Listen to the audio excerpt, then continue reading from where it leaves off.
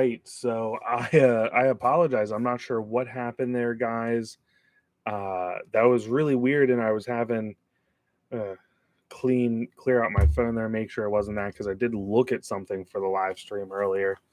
Um, really sorry for the fact that that first one suddenly went down. I think we were like 20 minutes in. I try to go for at least an hour here. So I am really sorry. Jacob, I hope I see somebody came in. I hope that's you. I really want people to come back. Um, Oops, sorry. Now I'm moving my desk. I want to definitely get back to some of the questions we were starting to get. Um, in case you're watching this after the fact, as far as your IPR valve, I know you were just about to uh, say what your truck was, how many miles and stuff. Typically, unless I'm having signs of a bad IPR valve, um, I don't tend to really mess with them unless I actually have to. If they're not doing anything wrong, I don't mess with an IPR valve unless I need to. Hey man, though, what is up? I am so glad to see. I just had a live stream and it actually failed on me. I'm not sure what was happening. So, great to hear from you, man. Um, Dude, it has been, but great news. We are officially back to doing YouTube. I mean, I'm still obviously working in my full-time job. I have a state board exam coming up, but I am back to doing YouTube. So expect live streams regularly again. I know it has been a tremendously long time since the last time I really regularly did this. Um, Depending on how they go, expect them at least every other week. Um, Thanks, man. I really appreciate it. Thank you for your support, and it's so great to see you again. I got to tell you, there's a lot of you guys that I really do miss getting to come here and have these live streams and talk about projects with the truck, your guys' trucks, what's going on. And I think when I stepped away, we were at a really cool place, and I wish I could have. I wish I could have kept it going. It's always been a lot of fun, so I really do love doing this. These live streams are a blast, especially when you guys really interact. I was just doing one, and I don't know, maybe YouTube wasn't sending it out or something, but it very abruptly shut down. So I don't know what that was about, but I am officially back to doing live streams. Guys, there's 8 of you in here right now and only 1 like, so let's at least get that like up a few more notches on this video. And again, as always, guys, all your questions are welcome here, and I look forward to answering. And we are going to talk about the trucks. I was just kind of talking about them in the last attempted live stream before it like shut off at 20 minutes in, which those of you guys that have been watching these live streams for a long time know, I do live streams much longer than 20 minutes. I don't quit. But man, it is good to get back and start doing these. So at least every other week, we'll see how the response is, and once the response kind of returns to normal, we'll definitely be getting back to doing weekly live streams. This one was a little later than I wanted it to be, so that's kind of a downer for me. I was hoping to be able to get this going by 8 o'clock, and I just wasn't able to. So in the future, we will get them going a little earlier again. I believe like 8-ish used to be a pretty normal time, maybe even sometimes as early as 7, but the plan's to get back to doing these.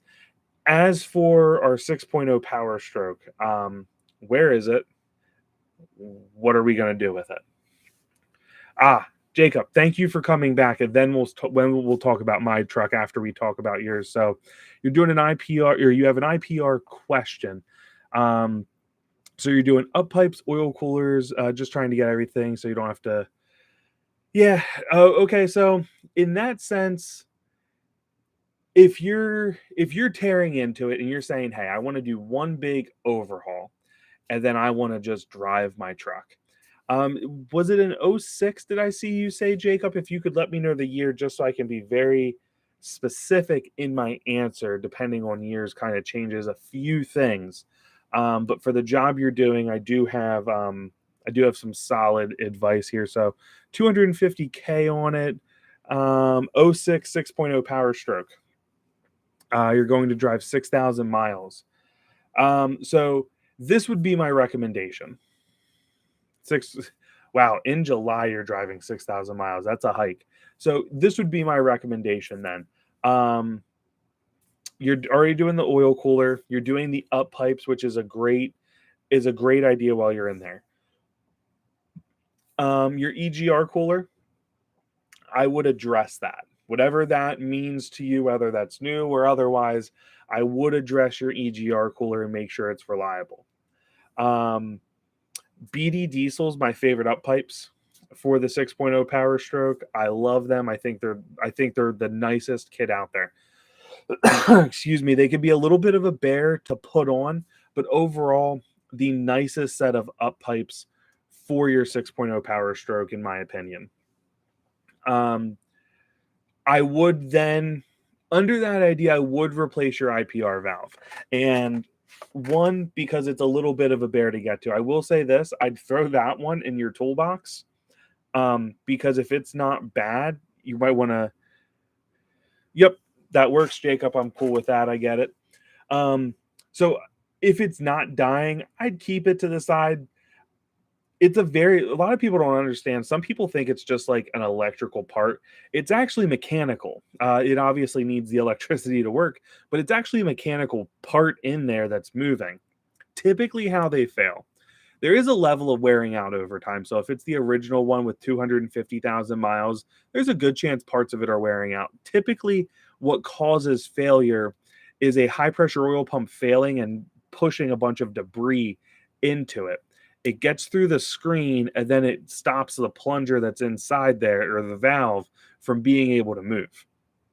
So I have seen people actually fix them by manually opening it up and actually flushing it, like a WD-40, flushing out the IPR valve. I wouldn't recommend that because there's, like I said, there will be a level of wear. At 250,000 miles, I would recommend doing your IPR valve, but there's also a few other pieces I want to recommend while you're that deep. First and foremost, sorry guys, I am getting over a sinus infection. It's really sucked. So I do apologize in advance for some coughing.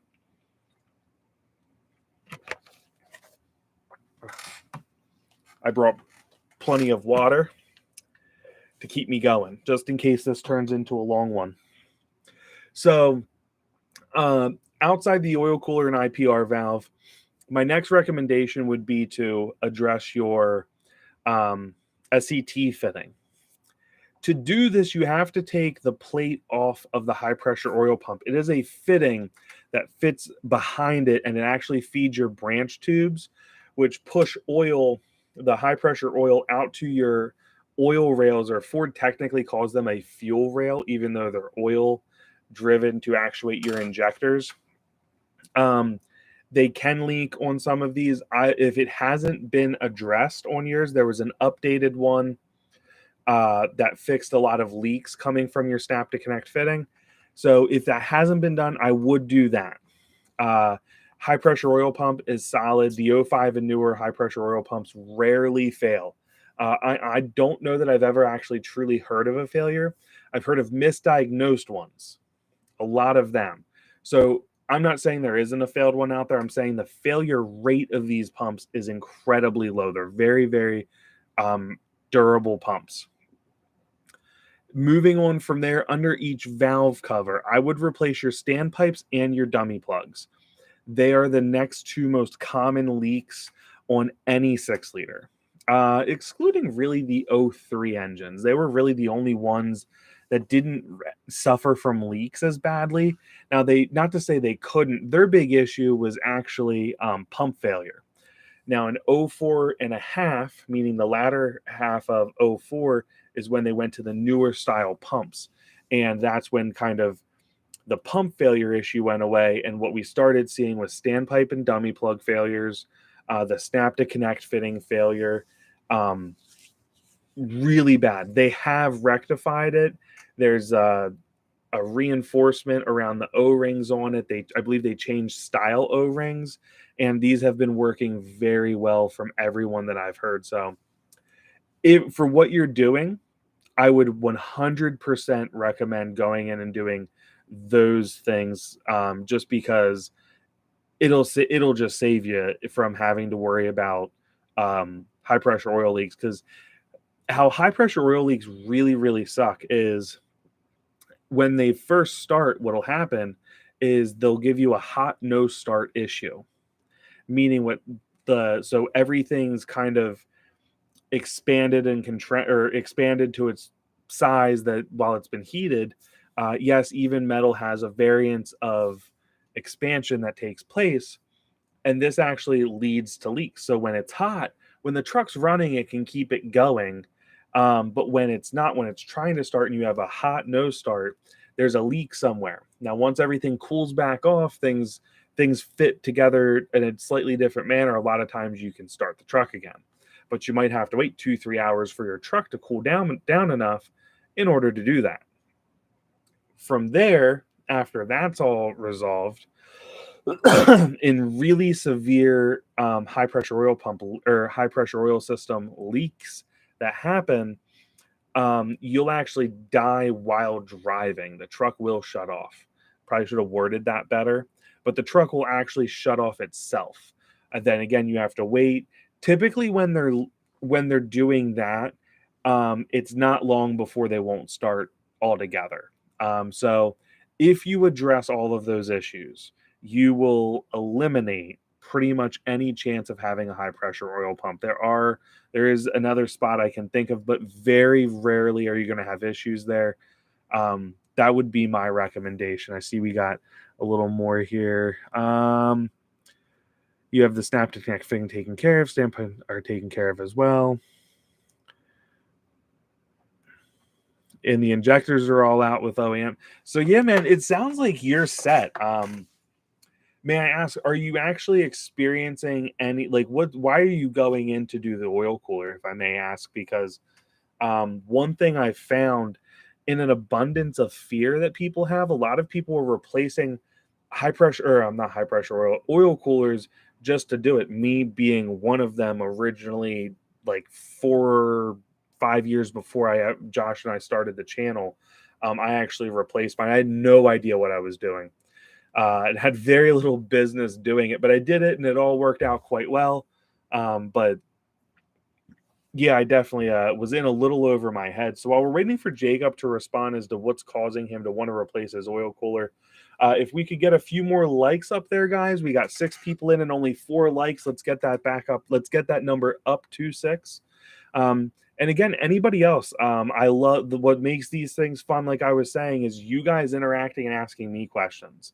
I can do a lot of talking, but the more questions I get from you guys, it just makes this whole thing a lot more fun. Thank you, brother. I appreciate it, Wookie. Let's see here. Okay, so we have 15 degrees. Yeah, then it's time for an oil cooler. One thing to consider when doing oil coolers is if you should, I go back and forth on this. If you should flush your system. There's actually some really good videos out there of, or at least there used to be, I believe. I want to actually make one at some point to somebody's truck that needs it. I don't want to do it to fun, especially when my truck's finally back together here in the near future. I'm actually using some compressed air as well and seeing how much crap we can get out of these trucks' cooling system. So you can consider flushing it. There's fitting that you put on the right below the turbo outlet on the compressor side. There's a piece there. You remove that. I believe it's 2 Torx bits that hold that down, and there's a piece you can buy to put on there, which will allow you to actually hook a hose up and back flush your oil cooler. I've seen it save some people's oil coolers. I'm not a big fan of using it in the sense of saving an oil cooler. The idea I like behind it is using it to flush the system and try to get as much crap. Oh, sorry. I'm a little rusty on my live streaming. Get that crap out of your cooling system. So that's one thing to consider. TF, that stinks, man. Oh, that's funny that That's funny that you asked the question about flushing them. TF, how old is your oil cooler? And how much flush have you ever really flushed it before?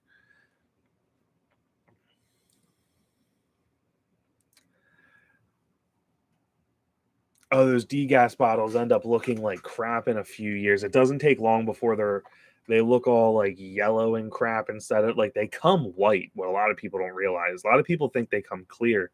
Uh, a lot of them come white, and then over time they end up into that yellow color that's ugly as anything. Um, that stinks that everything's brand new and you got that.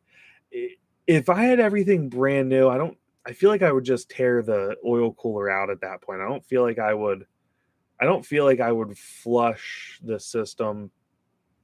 I don't think there's any I don't think there's any downside to flushing it, I should say. I just don't know that I would at that point personally.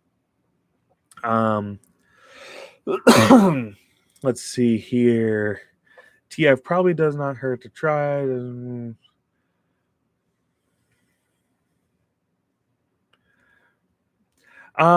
So if I was UTF, I would probably invest in trying the kit. Less than 10,000 miles on an oil cooler, you just shouldn't be having that issue. So what I would probably do if I was you, I would probably spend a couple bucks to get that piece. I would use an air compressor with some air.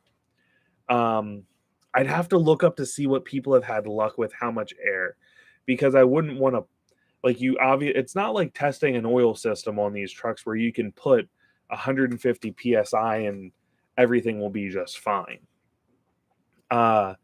It would be trying to think here. I think it would be much lower. I think you'd be talking about like maybe something in the 10 to 20 range of psi with water at the same time. 15 to 30 is what you've seen. Yeah, no, that sounds right. Also at that point I would replace, in theory, I don't know how great anything over, I guess at that juncture. Yeah, 15 to 30. I would probably try it. I would try it. Final answer. I would try it, but I would be doing it multiple times. And then I would also turn around with several fills and driving it around, like getting it up to operating temp, and then redoing the flush. I'd probably do that. I'd probably spend a day doing that and try to get like 3 or 4 times of really seeing what I could get out of it. And definitely let us know what you get out of it. Because I imagine you'll get some junk out. Josh and I've actually had great debate over this. I hate the Bulletproof Diesel relocation kit. I like it more than their air cooler out front.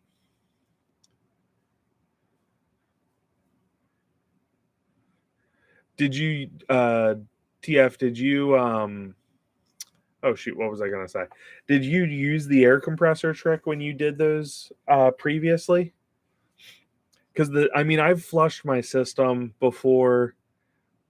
I don't know that I really did anything but make a big mess. But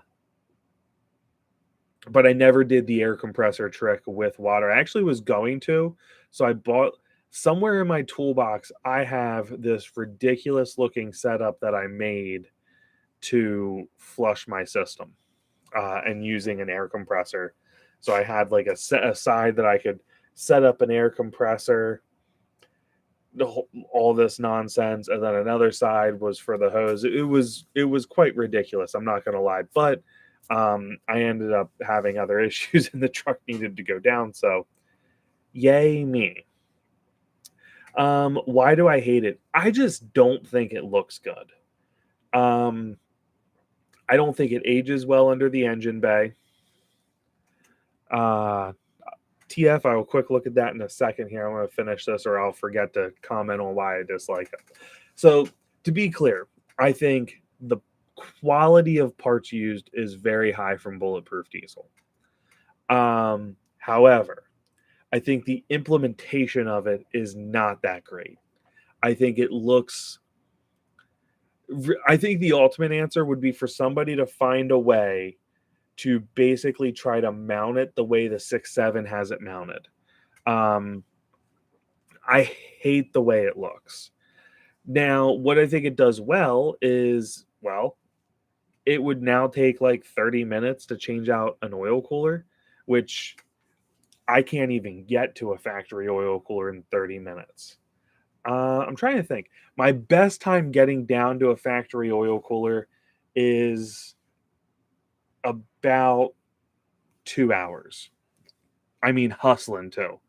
Like, not taking a break, not goofing around, not filming, just tearing everything down. 2 hours is my record to get to an oil cooler. That's not done. That's just to the oil cooler.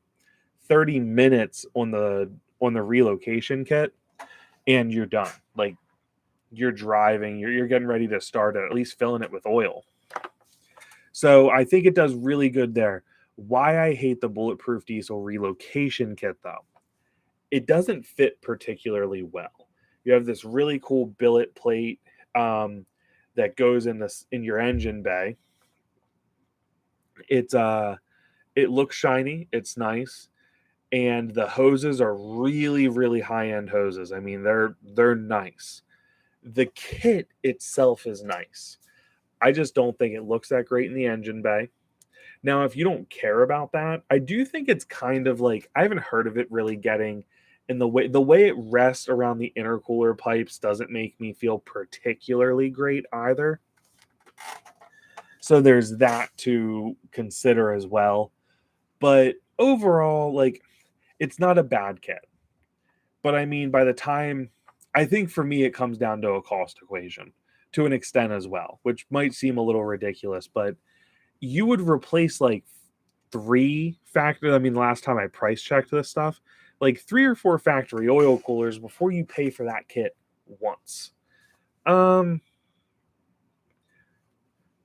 I'm tired of having to do this, let's say 8-hour job. If you really know the job and you don't have anything like crazy in the way, it's about an 8-hour job. Oddly enough, I think the part I hate the most is taking the dumb fuel regulator off it. $450 to $500. I remember I bought my first oil cooler for the truck. It was like $300. I was like, this is not bad.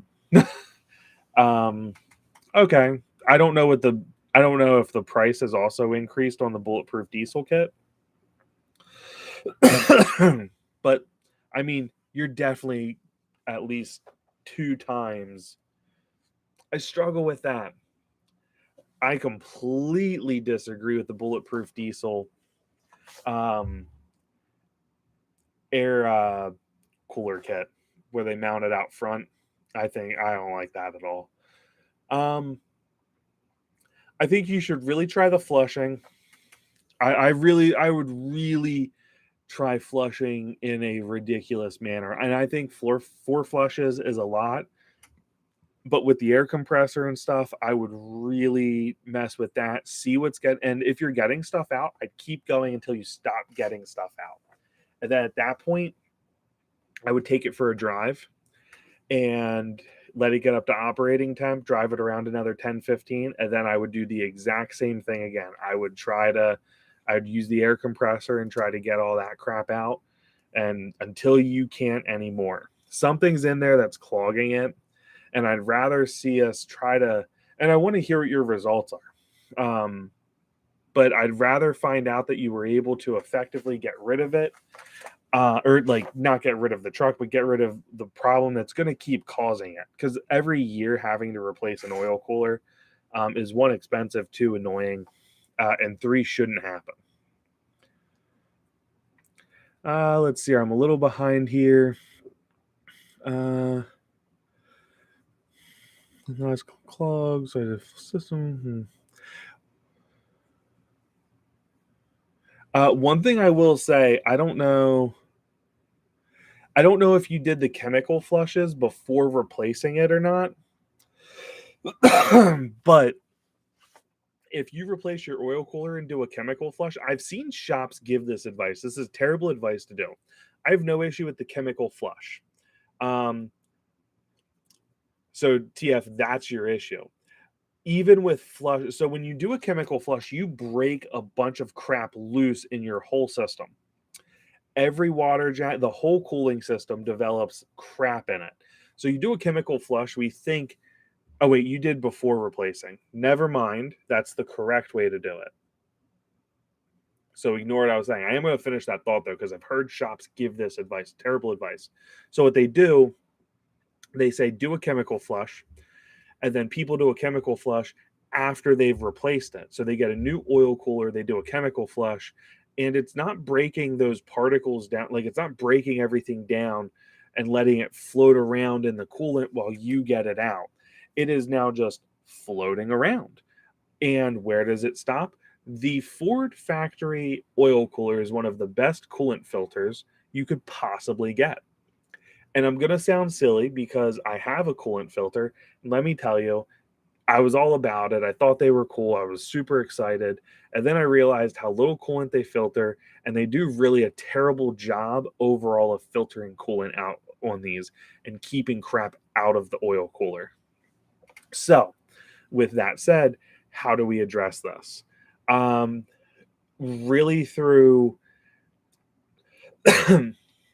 I think me personally, I think the best way to do it is to actually run a system after doing a coolant or a chemical flush. If you're going to do one, I think running one after you've done it for probably a couple weeks, put some miles on it, let your temps get up there. They're going to get high, but let them get up there a little bit. Now don't let them get like 50, like a delta 50 up there high. But if you're at 15 and you do this chemical flush and it gets to 20, I wouldn't really worry about that. You're going to be changing it soon. But what you need to do is you need to give time for everything to break loose. That's going to break loose, find its way to the oil cooler you're replacing anyway, flush the crap out of your system, and then replace it. I'm still leery of chemical. I've never actually done a chemical flush on a 6-liter. I've just done research on them. I don't really love the idea if you're not having major issues. I think a lot of times the chemical flush has the possibility to cause more issues than it does resolve. It's my personal opinion. And some of that could be down to I haven't done them, so I haven't really gotten like a good pathway to like deal with the aftermath of a chemical flush on a 6-liter. But then once you're done that, then you replace it, and in theory, you should be good. TF, I do get it why you would want to switch, man. And it is a nice kit. I just don't like it. I'm just not a fan. It's nothing against the company or the kit. Josh has had it for like 5 years in his truck, and he hasn't had any issues with it other than needing to retighten a few parts. But the functionality of it, which is one of the most important things, it functions perfectly. So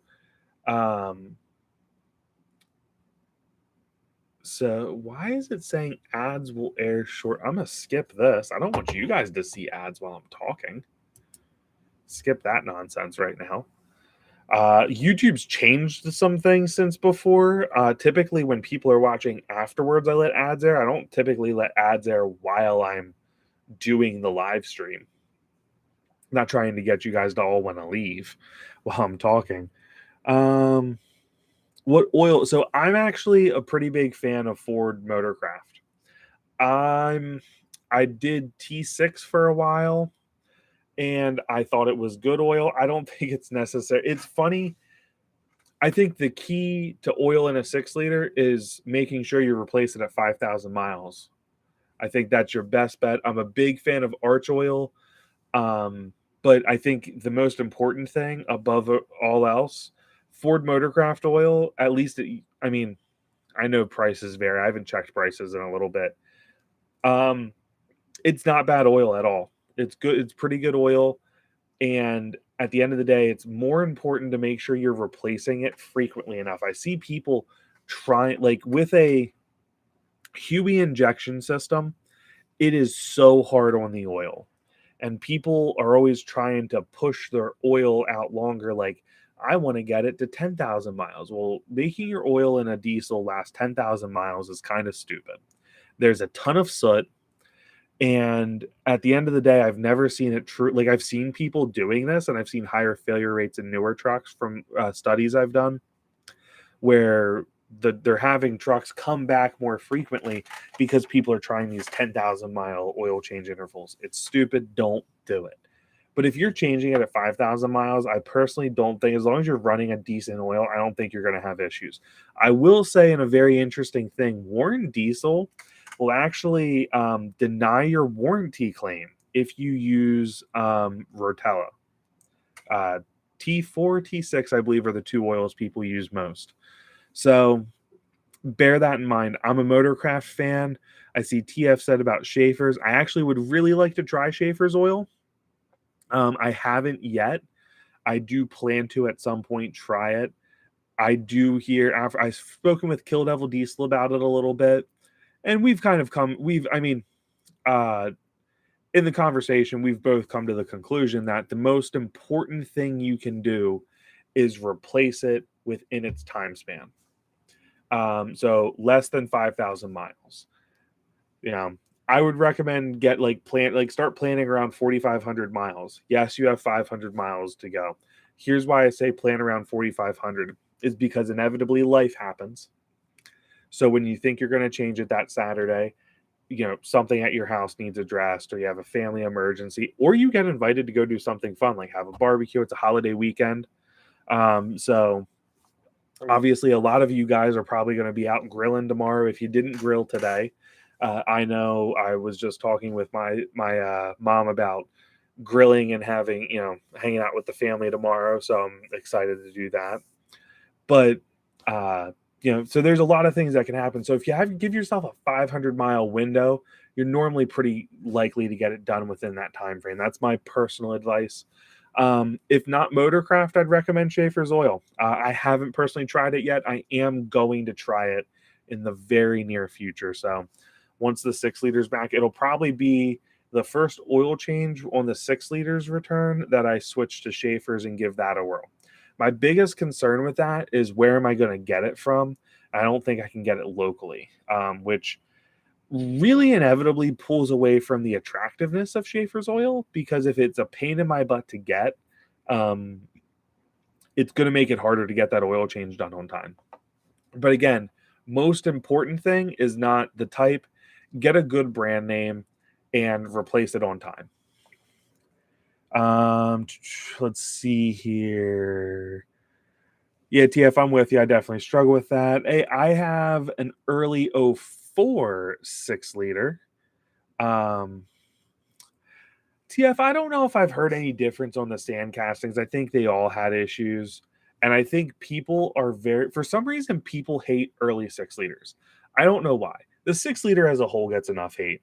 Yet amongst ourselves, people bash the crap out of early 6-liters. So that's your 03s and your early 04s. People hate. 04.5 is like redheaded stepchild territory. Maybe just stepbrother territory. Early 04 and 03, definitely your redheaded stepchild. No offense to any redheads. I support yous. But there's no issue with them. In fact, the earliest 6-liters had the least amount of high pressure oil leaks. They have some other concerns of, like, there were turbo issues. It was the first turbo. The turbo, I think it's received like 30 some changes in its course of production that led to some greater reliability. Also some smaller ones later, but that's a whole other conversation we can get into later if we have time. But it's just funny amongst ourselves. Like, you hear all these rumors about how terrible the early ones were, but from a reliability standpoint, early 6 liters technically more reliable than late 6 liters. It's like this and this. It's not that big of a difference, but there is a difference. I know a lot of people will debate me on that, but the difference is they're wrong. So let's see here.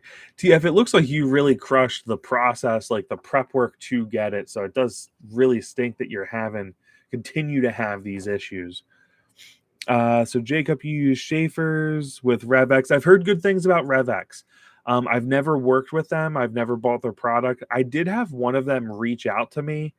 I think it was right prior to COVID hitting, and then I never heard from them again. I was kind of excited to try their product.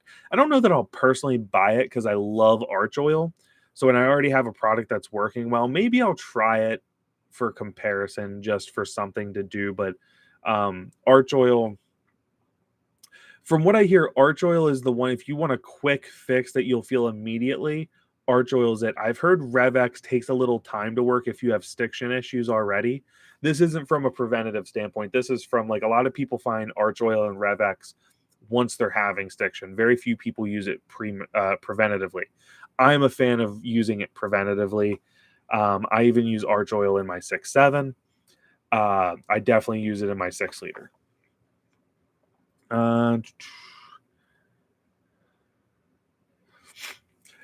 Jacob, like on your 6,000 mile road trip, I imagine there's a fair amount of highway driving.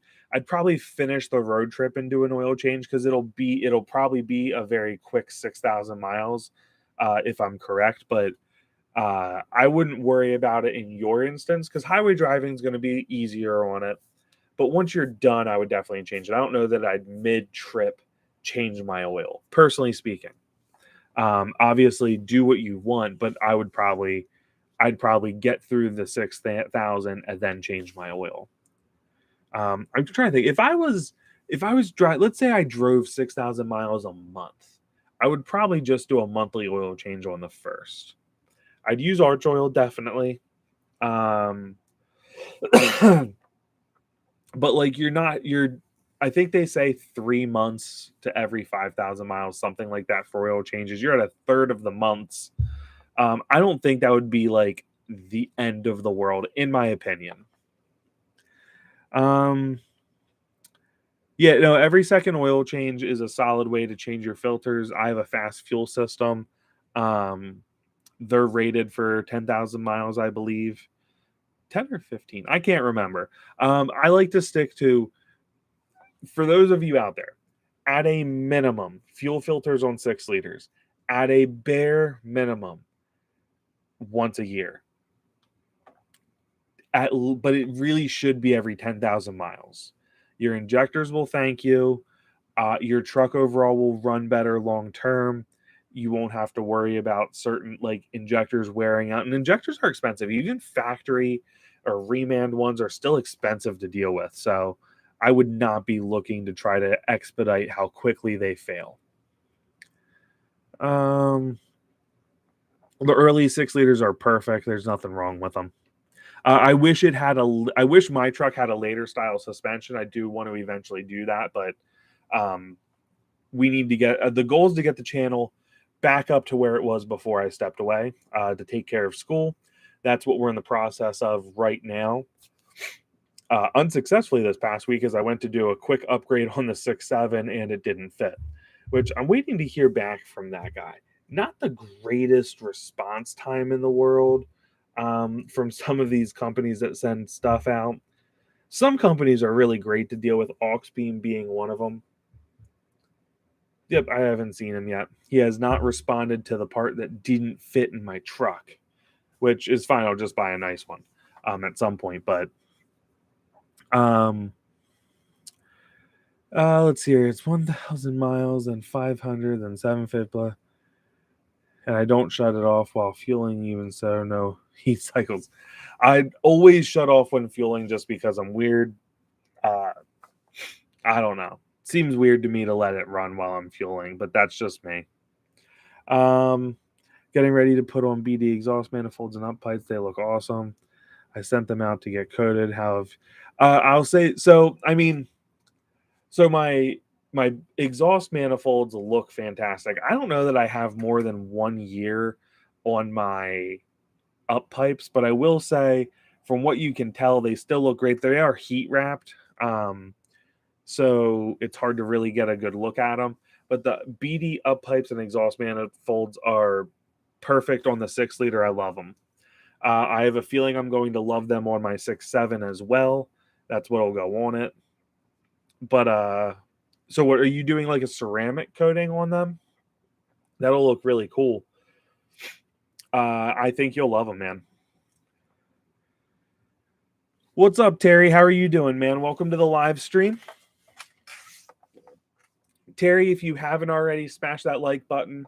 And Terry, I'm sorry, I don't recognize your name, so you might be new to our live stream format. So I'll quick give you an update on what we do, and maybe you have been here for them. But basically, this is a time for the subject title is really just for when I don't have questions to answer. So I love when people are asking questions, whether about their trucks, other people's trucks in the comments. We'll get talking about things in there, and or questions about my trucks or future plans, anything like that. So it is all fair game here. And that's what makes these live streams a lot of fun, is the more interactive you guys are, the more interactive it lets me be. So welcome to the live stream, man. If for those of you just joining, please smash that like button for us. Helps the channel out a lot. And I'll give you a quick little update here. Basically, this is the official comeback, so to speak, of the channel here. I know we started uploading a couple videos this past week. We did our first YouTube shorts, which I have some improvement to do on my end for that, but the plan is to get back in the swing of things, regular live streams where you guys giving you guys channel updates. You guys can ask questions, all these things that we used to do regularly. So expect these. I'm going to try to get back to doing them weekly as the goal, but at a bare minimum, I am saying every other week, you guys will see a live stream go up. Probably Sunday nights will be the every other week one, and I might pick a different day to do my other live stream. It might kind of be something I start maybe a little earlier, maybe do like a 6 to 8:30 kind of live stream sometime during the week. During the week is a little harder because either I'm going to be doing, either at work, I go to the gym at 9 o'clock at night, or just filming stuff or editing videos. So we'll see, but at a bare minimum, every other week, you guys are going to see live streams, and the goal is to get back to weekly live streams. So now it might be like a Sunday night and a Thursday night, and then, it might be like that. So it might be a little quirky in the timeline, but they will be regularly done again. That is the goal. So very excited for this.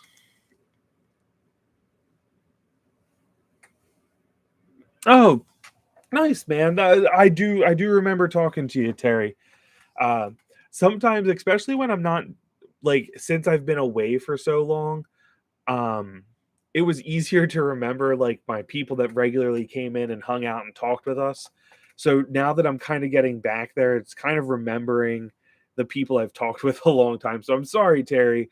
How's that Turbo from Turbo Time working out for you? I'm obviously a big fan of their products, and so glad to have them as a sponsor. Need a little water here.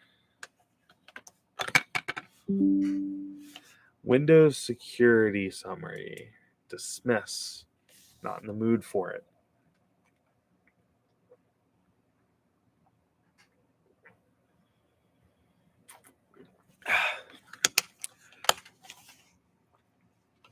You're welcome, man. Thank you for coming and being a part of the channel.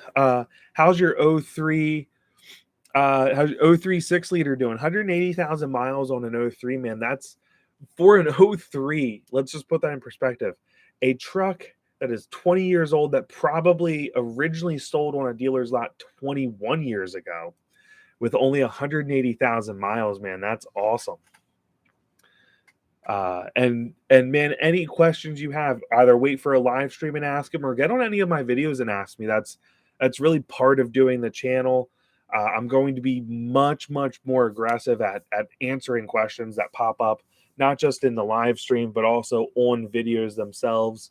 I'm going to dedicate some time every week to just sitting at my computer. I try to answer them as they come in, but I'm going to actually dedicate time to going through and answering questions on videos, where I get more stuff when I sit at my computer than what the application YouTube has out. The app doesn't let me know every comment I get. So that'll be one thing we do.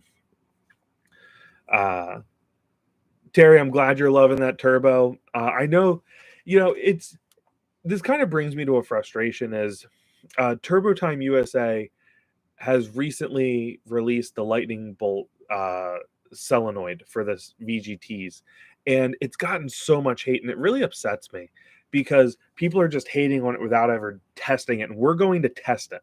So I'm probably going to get a ton of hate for doing it, but I really don't care. If it's bad, I'll say it's bad. If it's good, and I think it is good, I'll let people know. But we're going to actually come with some real data about the lightning bolt solenoid for the VGTs. I mean, I won't be able to test on a Duramax, but we're going to test it on the 6.7 with a factory turbo, the upgraded turbo as well. We're also going to test it on my GXR turbo that's on my 6-liter. You guys, if you follow me on Instagram, have actually seen that turbo mounted on the completed engine. It just needs to drop in my truck. So, but yeah, super frustrating for me that like people have badmouth this company that's been really great to work with. And I really have not heard people complain about their turbos. All of you guys that have tried them have absolutely loved their turbos. So we're going to actually work on trying to put to rest some of the hate behind the lightning bolt solenoid.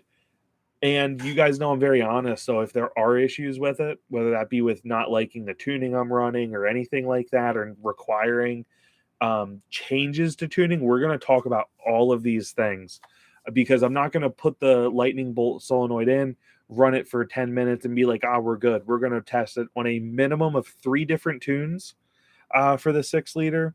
And we're going to be documenting changes in behaviors. And we're going to do that with both of the solenoids they sell. So that'll be a whole other thing, but it'll be a very thorough. If there are issues, I will make you guys aware of them. If there's ways to get around them, I'll make you aware of them too. We'll have the ratio between boost and exhaust back pressure. We're going to actually install a custom piece so we can actually run a new back pressure sensor to my CTS monitor. So it'll actually be real information, not just I don't like this company or any of that nonsense. And I'm very excited. Turbo Time USA, if you guys don't know, has to date been the biggest supporter of the channel. You guys obviously are a massive supporter as well, but from a company that supports us, they have been the biggest. We're very lucky to have a new sponsor at DSD, Diesel Solution Distribution.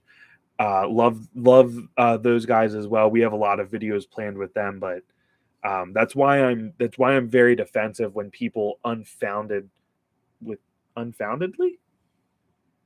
that attack them with no actual like grounds to do so. They're just like, this is junk. This couldn't possibly work.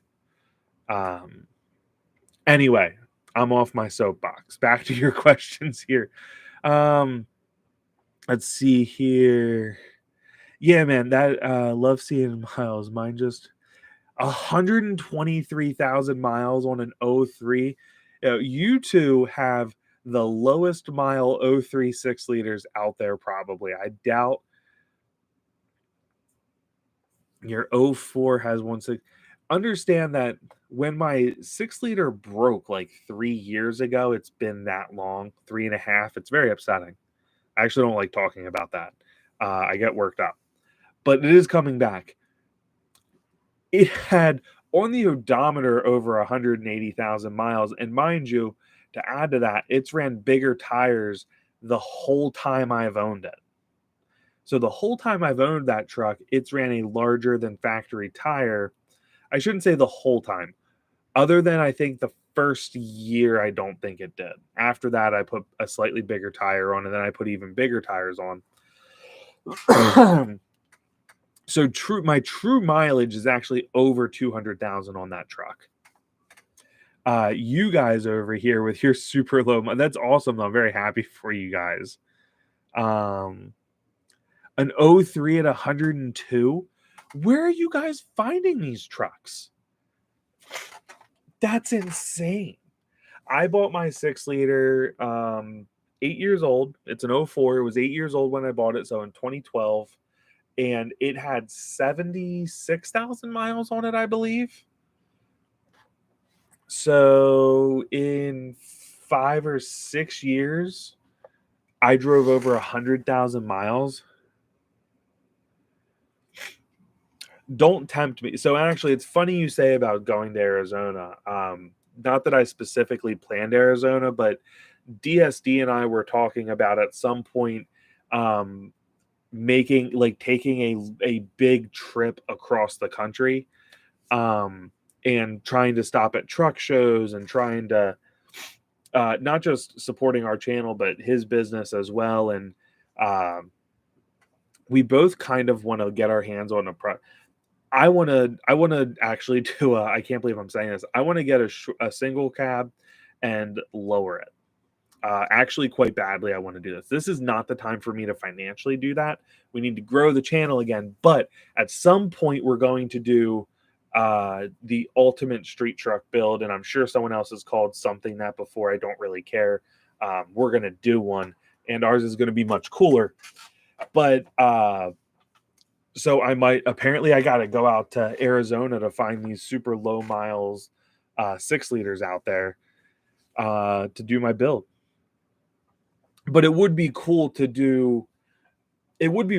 to do like a cross country like run with the 6-liter at some point, and then maybe even tow a new 6-liter home with us. But that's something that we are in the incredibly early stages of planning. But the goal is to not just make content on the channel and continue the how-to videos and the product reviews, or take you guys along for the mods, but actually to get out and see you guys and hang out with you. At some point, we will be doing, it'll probably be a little bit before I want to do this really, but there will be some racing with the 6-liter at some point in its future. I don't know exactly when, but it will happen. Let's see. I think I just heard you guys say even low miles here on other stuff. Let's see here. An 07 with 92,000 miles, man. I didn't think there were 6-liters out there under 100,000 miles still. That's crazy. I actually really would. I have so many projects I'd love to do with 6-liters. It'd be cool to do a 6-liter and just do like a cool, like everyday driver build. That's nothing crazy, just reliable, a couple extra very nice to have parts, but nothing crazy. And send it, and then sell it. That would be a really fun project, but also probably kind of hard to do in today's truck market. Everybody wants a ton of money, not necessarily for vehicles that are good either. How's a college kid have a race trailer? That's upsetting. Your 20s. Oh, you bought yours in 2016. The original owner had 72,000 miles on it. That's crazy. That's awesome, though. Would you recommend the Lightning Bolt and why? That's an excellent question. And it's in the turbo industry. The Lightning Bolt has actually become kind of a everybody's favorite part to hate. I've noticed that it's kind of what everybody's talking crap on. And if you go back some years, truthfully, I can't say I found Turbo Time USA by fluke. I was looking to modify my turbo and not necessarily spend a lot of money. And I found them on eBay originally. and I took a look at it, and I was like, these, like, they had that velocity port. Excuse me. Even got some cough drops here to help with this little debacle. So I found them, and I was like, man, that's a cool looking turbo. I was like, but I'm not really looking. Back then, I think like cost was like $1,600. Don't hold me to that, but I think it was at a time they were selling for about $1,600. And I'm really sorry I have this in right now. I try to make it so my voice isn't super annoying for you. So I was like, they're really cool, but I'm not looking. That's not what I'm looking for. So I bought a cheap kit from Turbo Labs America. I don't know if you guys have seen this clown, but it was cheap, affordable, and I'm like, I'm looking for a cheap, cool upgrade. I'll do it. I'll give this a whirl. We'll see what happens. That was a waste of $400. I was super upset. But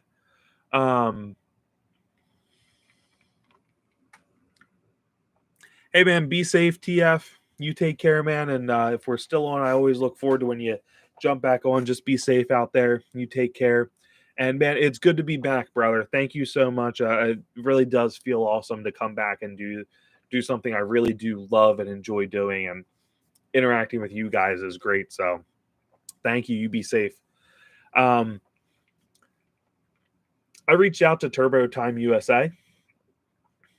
And they actually they responded to me. I was basically just kind of inquiring about them, told them what I do, and they said, hey, we want to sponsor your truck, which at the time I was super, super small, so it was really cool for me. Beyond excited. Here's what I loved most. They didn't really say I had to do anything. They wanted a video review, which I mean, obviously they're sending me a product, but really they didn't try to control how I did it. They've never tried to control how I do my portions. That's part of why I love them so much, is they've sent me several turbos for review. So there's one that we never reviewed that's up at Josh's house because it's never gotten on his truck. It's going to be a turbo I take and review at some point. And now I'd love for him to just put it on his truck, but I'll put it on mine temporarily, then go back to the turbo I actually want to run. They sent me the original 66 millimeter. When I told them about the build we're doing now, they said, Jared, get us your turbo. We're going to change it. We're going to upgrade. We're going to update it to a current model, and then we'll get it back on your truck. So, and just, this is something you guys don't even need to know, but I think it just goes to speak to how great they are to work with. They said, hey, here's a shipping label. They sent me the shipping label to do it. So, again, great guys to work with from my standpoint. But the solenoid here, it's hard for me to fully recommend it yet because I haven't ran one yet. Here's what I'll say. I'm actually going to turn this light down a little bit. There. Sorry. I noticed as I turned my head, I was getting a blue spot here, and it was driving me nuts. So I haven't used the product yet. It's hard for me to say go out and spend. I think it's $400. If you do, code 6obros will save you some money on it. It is an affiliate code. I do get a kickback for that. But I would actually advise you not to do that yet. I'm going to be reviewing this. And what's up, Smith? How you doing, man? Welcome. Great to see one of our moderators coming in. But I can't actually say, hey, you should try this because I haven't personally tried it yet. What I will say is they've always delivered on every product we've talked about in the past. It's always been quality. I've heard a lot of great feedback from people running it. I still would like to say I haven't personally ran it. I'm going to run it on my truck. I'm going to compare it to the factory one. to the factory one on there, and on several different tunes for each.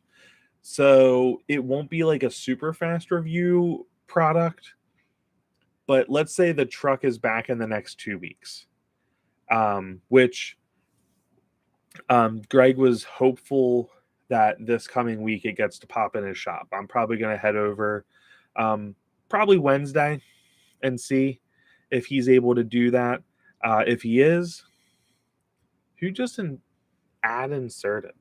Did you guys just get sent to an ad, or are you able to still see me? Because that'll really upset me if that's how that worked. Anyway, so if what he said is accurate, that he's able to get it in this week, within 2 weeks to have my truck back is a pretty realistic time frame. No ad. All right, good. It's YouTube's changed this thing, so it's popping up over here. Well, it's gone now, but it said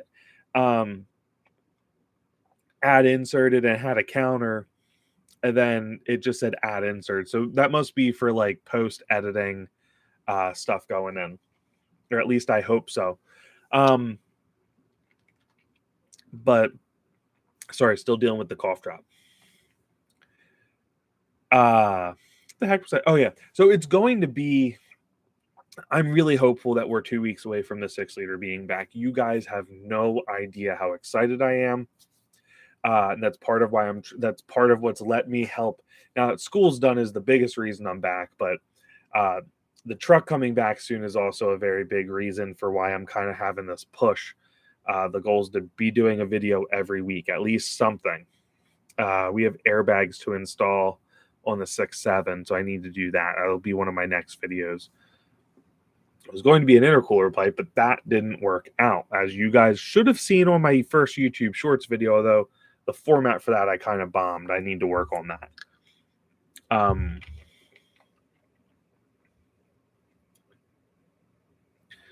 But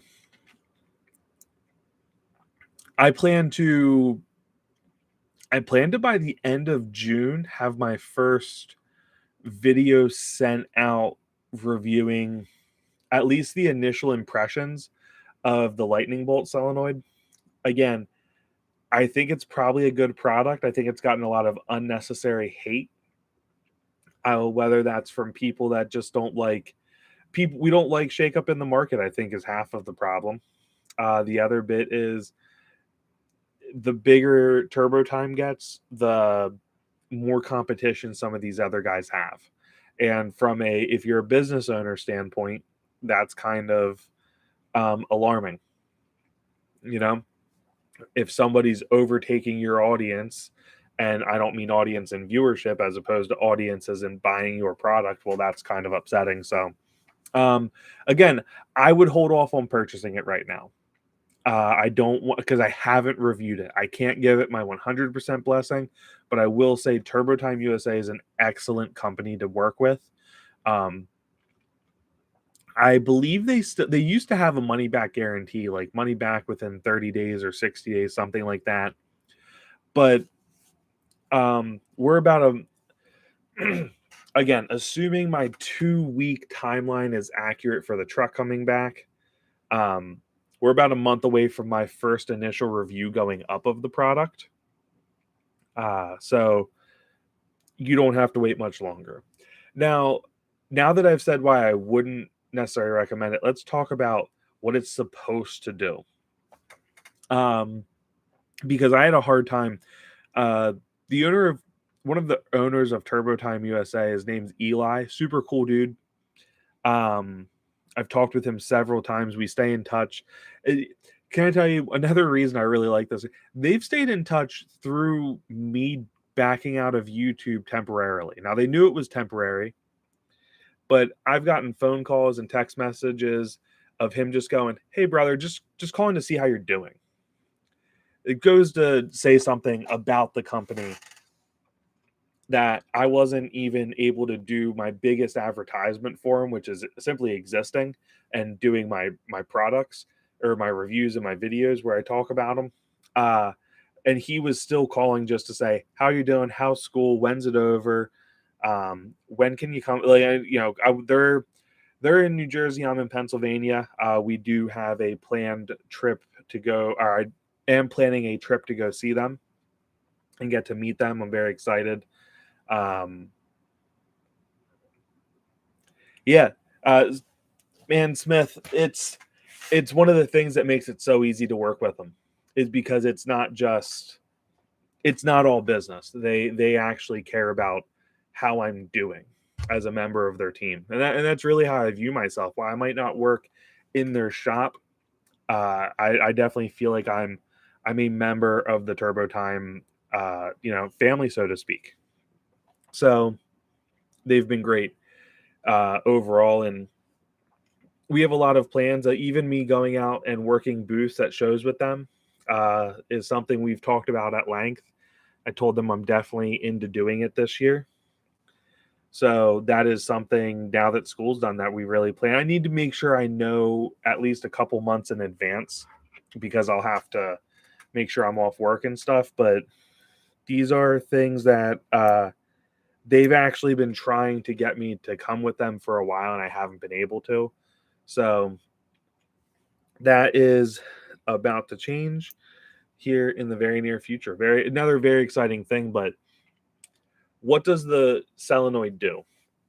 Sorry, I really went on a tangent there, which is kind of my bad. But so what it actually does is, so say you're in the throttle. So the VGT solenoid has to fight the exhaust back pressure. So what part of what they're saying is that the drive of that isn't always strong enough to overcome what would be the ideal setting for the vanes. That meaning they achieve that mark, say it's 60%, and then back pressure starts winning and it starts opening them up a little bit. So there's varying degrees of, let's call it, aggressiveness, because there's two different solenoids out there. So they have like a list on their website by it on why you would get one or the other.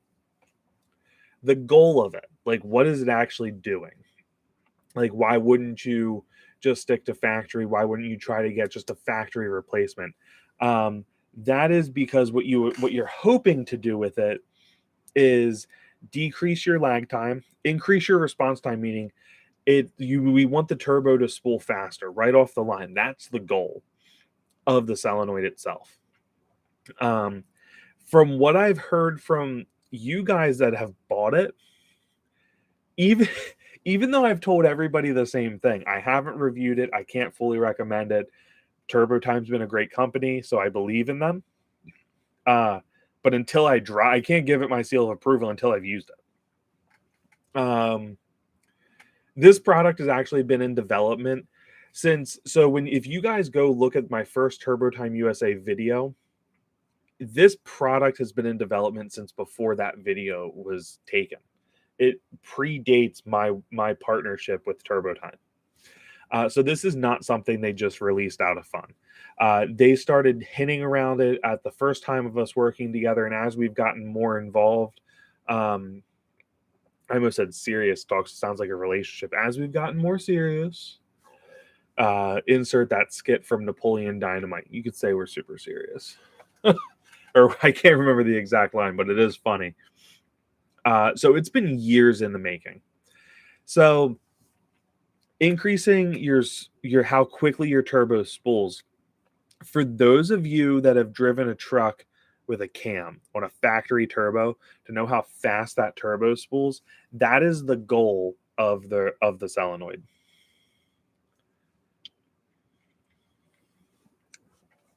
So Terry, that's a really good question. That's one I asked.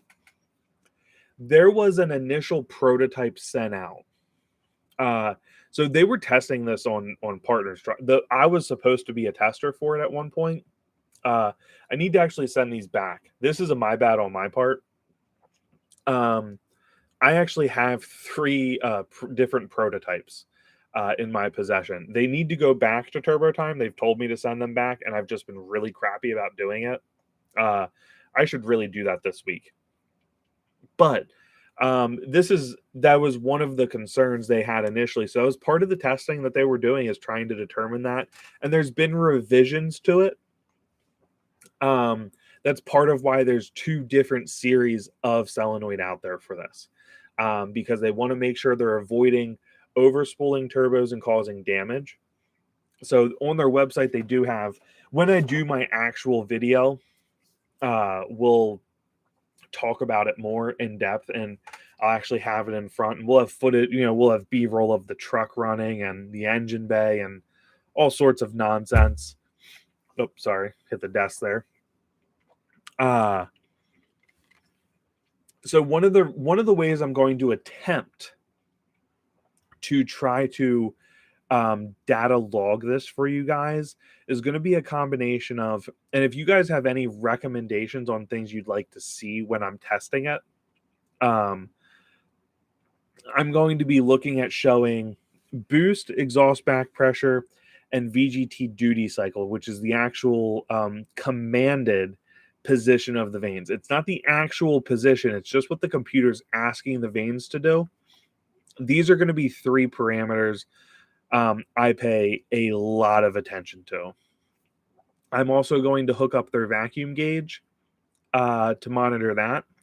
Any changes before and after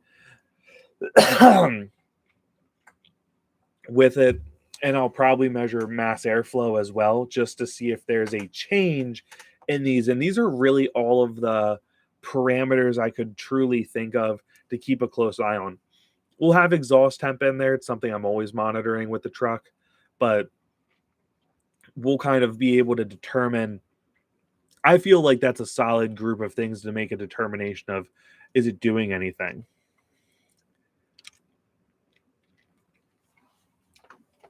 That's a good point. I wonder if it'll affect open vane positioning at all.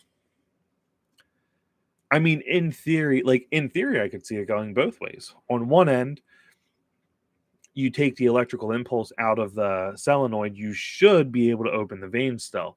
However, if the whole point of it is a stronger actuation of it, there's a chance, I think slim, but there's a chance it might still push them closed a little bit. So maybe open vane tunes are typically 15 to 20% VGT duty cycle.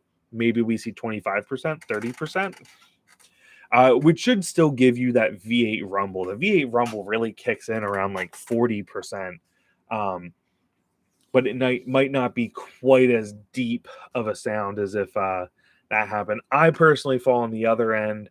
I love closed vane idle tunes. I think the sound is just cool. I actually like when they move around a little bit. You get that V8 rumble, and I think the transition from the V8 rumble to that really high-pitched jet taking off sound, I think that's really cool as you hear them go from one to the other. But so yours varies from 15 to 35. So it would be interesting when maybe yours would be hitting 35. See, that makes it really interesting to me. Maybe because I'm a little bit of a nerd, if you didn't know. But so at 15%, I'm not 100% sure if there's any push on the solenoid to actuate too much at 15%, but at 35%, there definitely is. So my question would be, 07 sound like it. The 07 turbo I hate, not because I think it sounds bad, but because they made it so much smaller than the other years. I think that was a mistake. It upsets me. Everybody should have a big turbo. But at that point, there is pressure on it to close the vanes, albeit slightly, but still pressure nonetheless. So would we see it push them to 40%, 45%? Like, what is that variance there? Now, I do think that would be a pretty simple tuning fix. That's one of the things that's something I didn't think of. I need to make sure I get at least one open vane tune to test this theory with that does that between 15 and 35%. Yeah, I'm glad you said that, actually. Because really, I really think that's some of what I need to hear, and hearing things from you guys really helps me. Terry, to answer your question, I think there's a slight chance, if you don't pay attention to what they're saying on their website. I still think it's a slim chance, but I think they have the two different types for a very distinct reason. I would listen to what they have posted. There's a bug like right. I don't know if you guys saw it, but I want to kill it. It's a fast little sucker.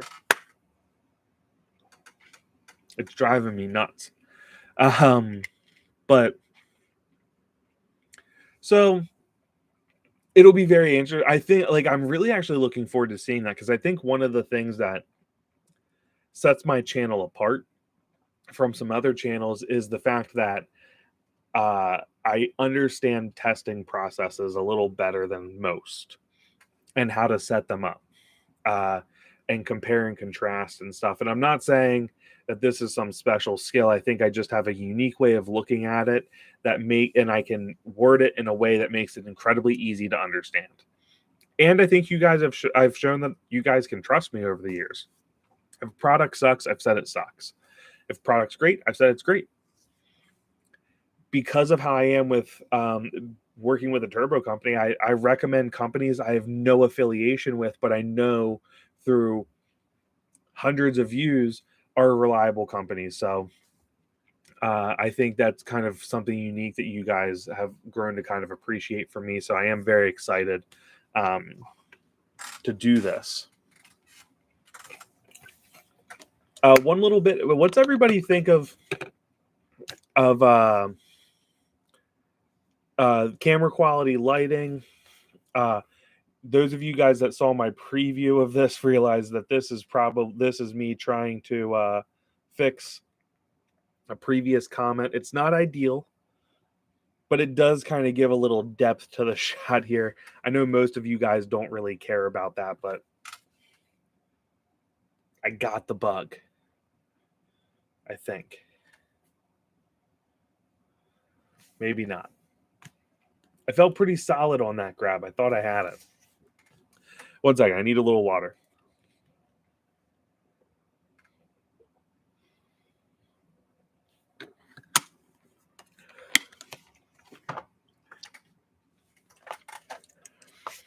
Let's see here. I've considered getting one and trying it on my KC. I had a person talk. So here's one thing. The solenoid is not necessarily a must be used on a turbo time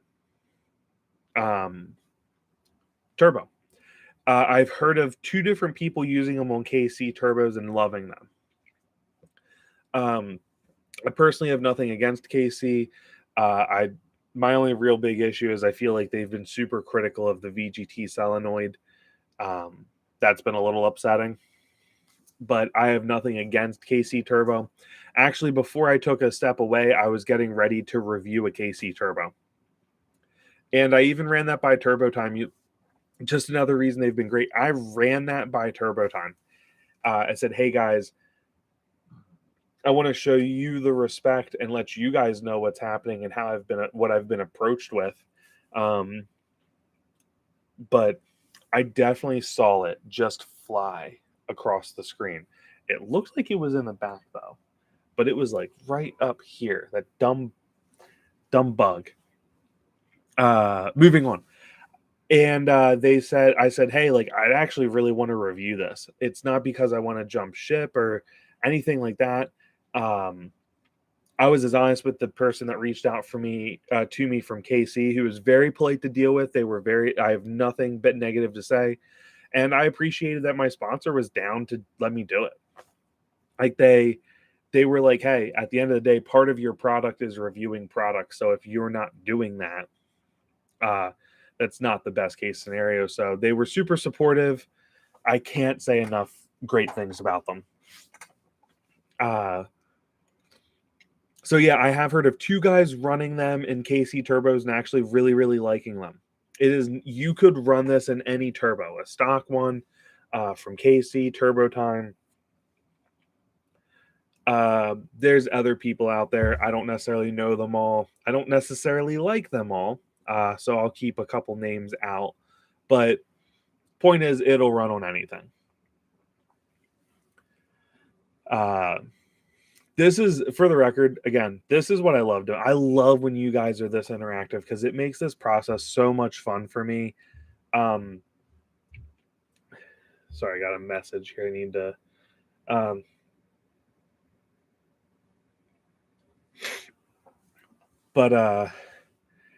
That don't. Why the blue? No. I will say this. I'm very vocal about this. Sinister Diesel. I can't even. Do you guys realize how much harassment my own moderators give me?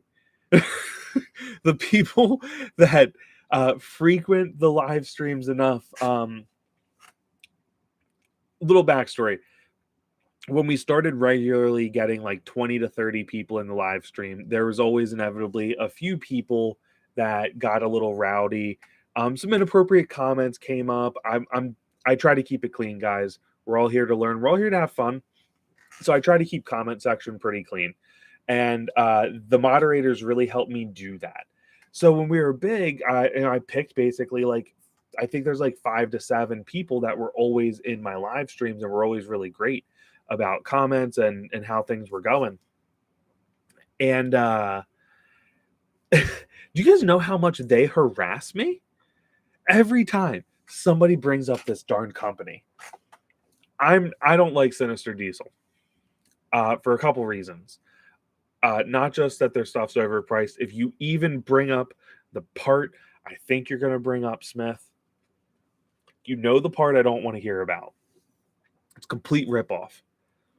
It doesn't even look good. Their turbos, they're charging an astronomical number for their turbos. Here's the thing. They're PowerMax turbos. They're PowerMax turbos with blue paint. It might be nice powder coat, but blue paint nonetheless. Let's keep this in perspective. Blue paint.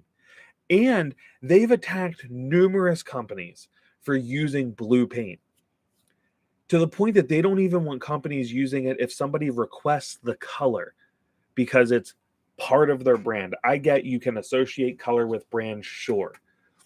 And if you want to attack the Chinese companies that are literally trying to pass their stuff off as yours, by all means, have it.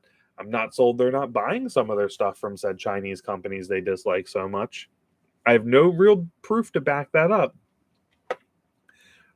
But what I am saying is they've done some outlandish things in the industry, and I don't support it. I don't like it.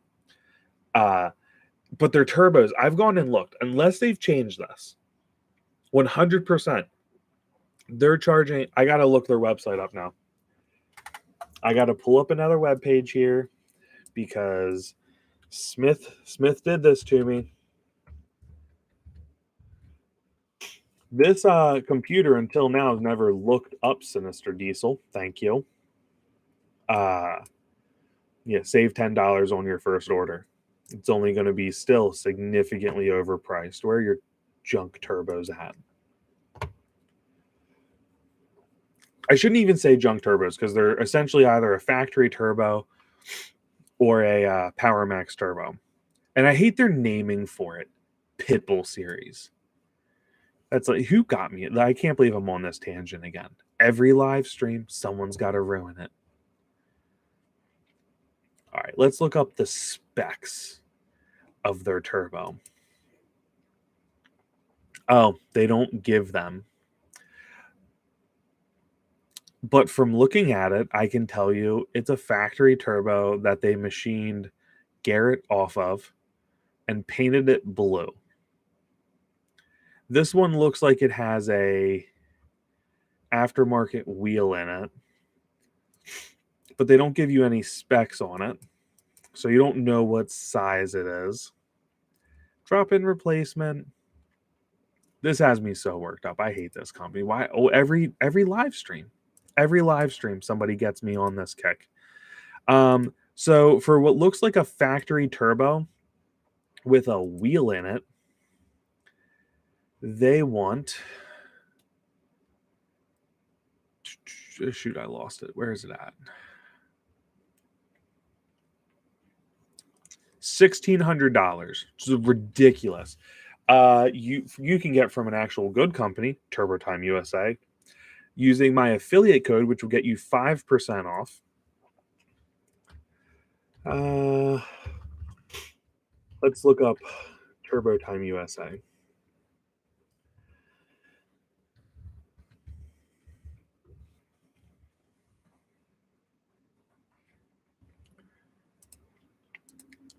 We'll stay on 6-liter turbos. So let's see here. You can get the Stage 2 Type S for $1,500. Then you can use code 6OBROS to get another 5% off. Now that doesn't have the velocity port. If you want the velocity port, that's $1,649. Again, then 5% off.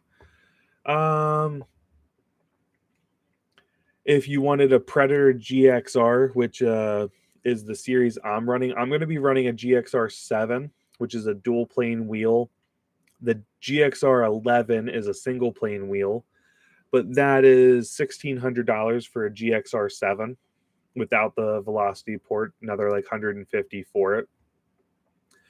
A Stage 2 Type S11, which is an 11 blade wheel, that's $1,500. Again, 6OBROS for 5% off. Are we seeing a pattern?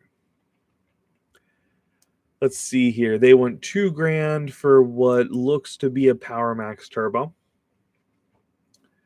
That doesn't even have a billet wheel in it. I lied. $2,000 gets you a billet wheel Power Max.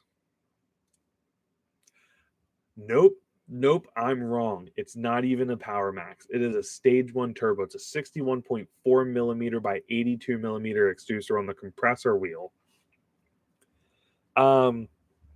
Which I actually don't mind that turbo size. My issue is that it's $2,000 and you can get a Stage 1.5, which is the 61 millimeter wheel from TurboTime for $1,450. I don't mean to turn this into like a giant rant about how much I dislike this company. They do have a part that interests me. Their 6.7 Powerstroke cold side intercooler pipe looks a little on the interesting side. Well, let's look at their Stage 3 for $2,800 is garbage. Such garbage. And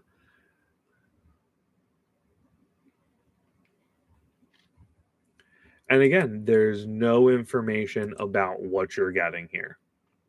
If a company is not telling you anything about it, this is a bad thing. Do not buy from a company that won't tell you anything about what you're putting in it. Because they used to have stuff in here talking about it. Gains up to 200 powers. 200 horsepower, billet CNC machine GSX compressor wheel, whatever that means. It doesn't tell me the size. There is no real validity in turbo or in Stage 3. That doesn't mean anything. Up here's a Series 1 Power Max, which is literally a picture of a Power Max painted blue for $2,300. And it looks like it's literally just, buy a Power Max and go to a private powder coater and paint it blue if you want. I got to get off this. Smith, truthfully, I'm a little shocked that it's never gotten, like, that. I have gone on so many rants about this company. They upset me. I think you guys really just do it to see how frustrated I get. Let's see here. Oh, he said the word. I don't even want to read the comment before this. I started building my truck after I bought it.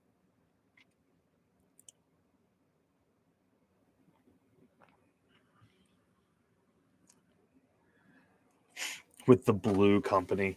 Yeah, I gotta tell you, like, look, I'm not saying every interaction with every company is ever going to be 100%.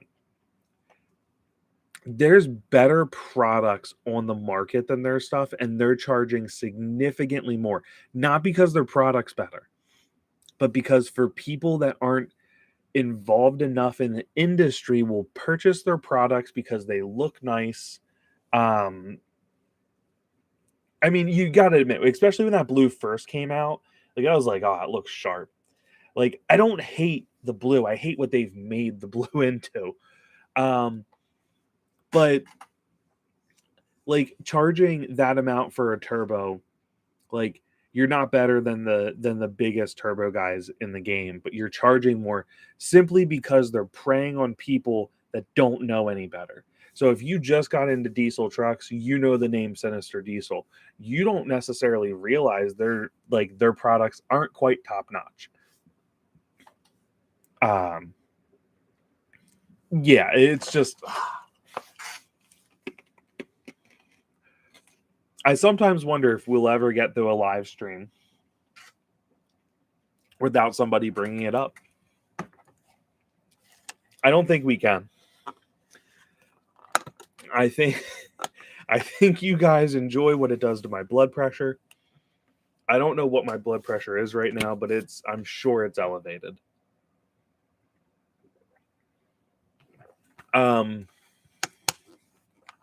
I don't think Sinister Diesel started that way either.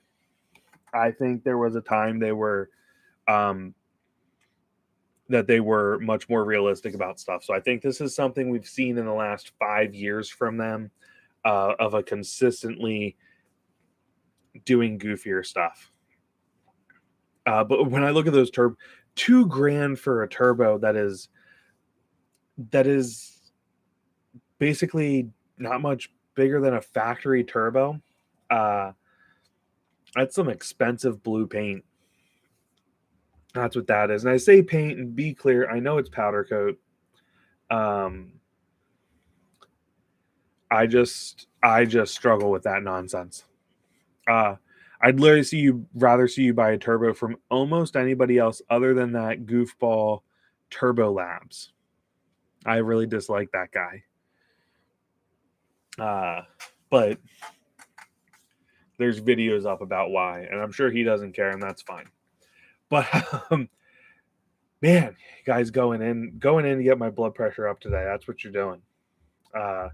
Sorry, just got a quick check a text message here. Well, I have you guys all here. What do you guys think of the current camera quality, sound quality? I know we had talked earlier. One person had said that the sound was coming in good.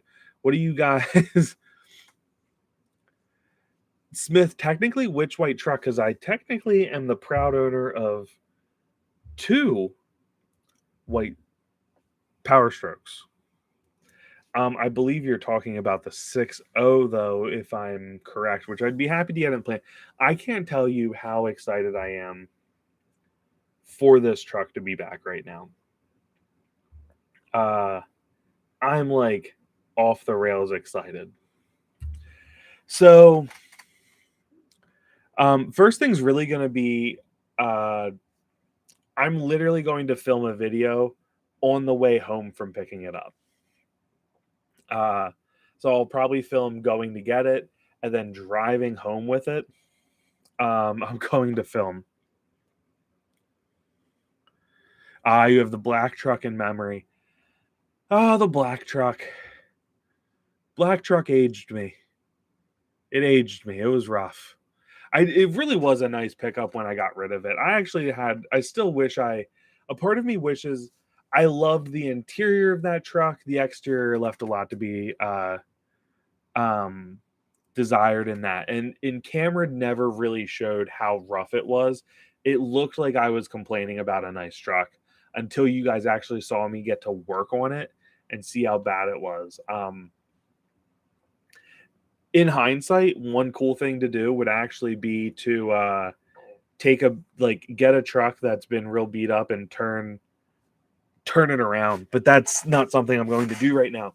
So You guys will literally get a video immediately once I have the white truck back in my possession. We'll in that video we'll have a review of what all's been done. Even though I've said and talked about it numerous times, as we're driving it, we're going to talk about it. You guys will see me probably get real happy numerous times in that video just for driving my truck. I will be babying it for the most part at that point. I'm not going to take a fresh build and do a 0 to 100 plus video, because we would never condone going 100 miles an hour on the road. You got to include that. We don't break laws here. But you guys will see an initial video pretty much immediately. Probably the day that I pick it up, a video will go live about it. From there, the plan is going to be to review the entire build, review the turbo, review the Kill Devil Diesel Icon cylinder heads, and the cam that's in it. I have an air filter sent to me from a Chinese company, actually, that we're going to put one of my SMB filters on and run. And we're going to do some data logging compared to a closed system versus open. And because I think people make a much bigger deal about that than is needed. And I really mean for like an aftermarket air filter, or one that's not completely enclosed, because then you're taking hot air intakes, as Gail Banks says in his marketing nonsense. The 6.0, when we last left off, we have a couple projects that are like half done. So I went to replace all the door handles on it because my driver's side one broke and I wanted to do paint match. I spent a lot of time paint matching them, and then there was creaking, several have broke. It's not good. So what we're going to do when it's back, I need to go to some junkyards and I need to get my hands on 4 Ford factory door handles that'll actually fit correctly. And from there, we're going to paint match them and put them in. So that's one thing. The sunroof is broken. That needs replaced. We have the turbo solenoids that we're going to be doing reviews on. I need to... the grill might need replaced because it's really faded. We'll probably try to paint it first, but that's going to need addressed. Headlight stuff like that I never finished from when I installed the HIDs, which in hindsight turned out to be stupid because, well, HIDs take a second to warm up and I have high and low beams like an idiot. So there's a debacle there. There will be videos with it of me kind of just going and goofing around a little bit as that'll more so be related to like the build itself, not so much anything specific, really just enjoying having the truck back. So expect a couple goofy videos with it. There's some exhaust work I'd like to do to it, changing the exhaust up on that, and really just kind of trying to get it back in shape. I do plan to... So some of these plans for this will really depend on how quickly the channel grows back, which we're at the highest subscriber count we've ever been at. So the channel itself hasn't shrunk. What has shrunk is how many views I'm getting. And that's because I took such a big, long step away from it. So inevitably that's going to happen. As we rebuild that and viewership goes up, plans for it, I need to fix the sunroof in it. I want to actually pull all the carpet out. I have sound deadening material. We're going to use sound deadening on the inside. We're going to revamp the sound system in that truck. I actually have an amp for door speakers. I have 4 new door speakers for it, so we just have to get wiring. We're going to run all that. We're going to build an amp rack on it. So it's not going to just be all about power modifications. I do plan to go to a bigger injector in the near future, along with a complete regulated return on the fuel system to support 205/30s. So we're going to have a nice combination of performance and kind of extra stuff. I will probably in the next year change out the radio in it. It is running an Android head unit. It's getting older. I don't know if things like Spotify will work as well anymore on it. But it was a cool head unit, don't get me wrong. And I don't know that I'll change it right away, but it will probably require a change in the near future. And I think I know what I'll put in it. I have a head unit for the 6.7 that I'm going to put in, but I think I'm going to pull that out and put it in my 6-liter. And then I'll probably put a slightly different head unit in the 6.7. There'll be a lot of similarities. What's weird with the 6.7 is getting all the factory stuff to work. And there are ways to do it. It's not particularly cheap, but there are some solid ways to do it. And basically with the 6.7, we're going to take that from the most bare bones XLT you could have to a Lariat.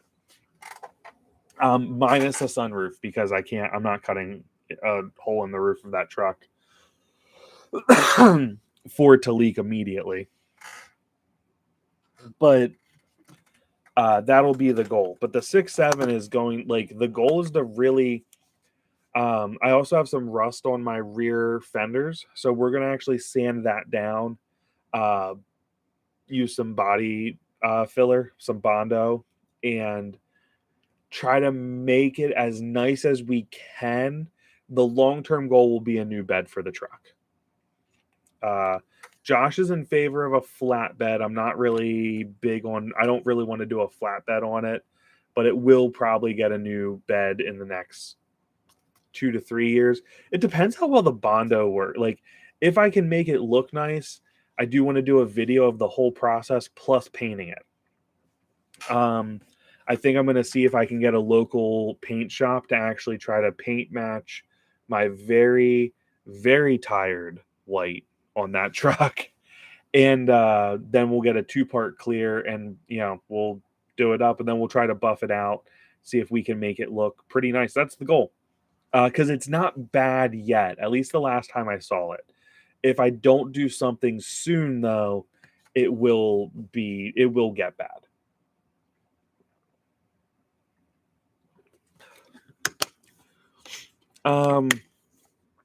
I would like to tow again with my 6-liter. I don't know that I want to tow the whole way to South Carolina, but I'd like to tow with the new setup for the review of it and to give a nice comparison to towing with the 6.7. So that would be another thing. What might really happen is I probably won't tow my camper, so it won't be a direct apples to apples comparison.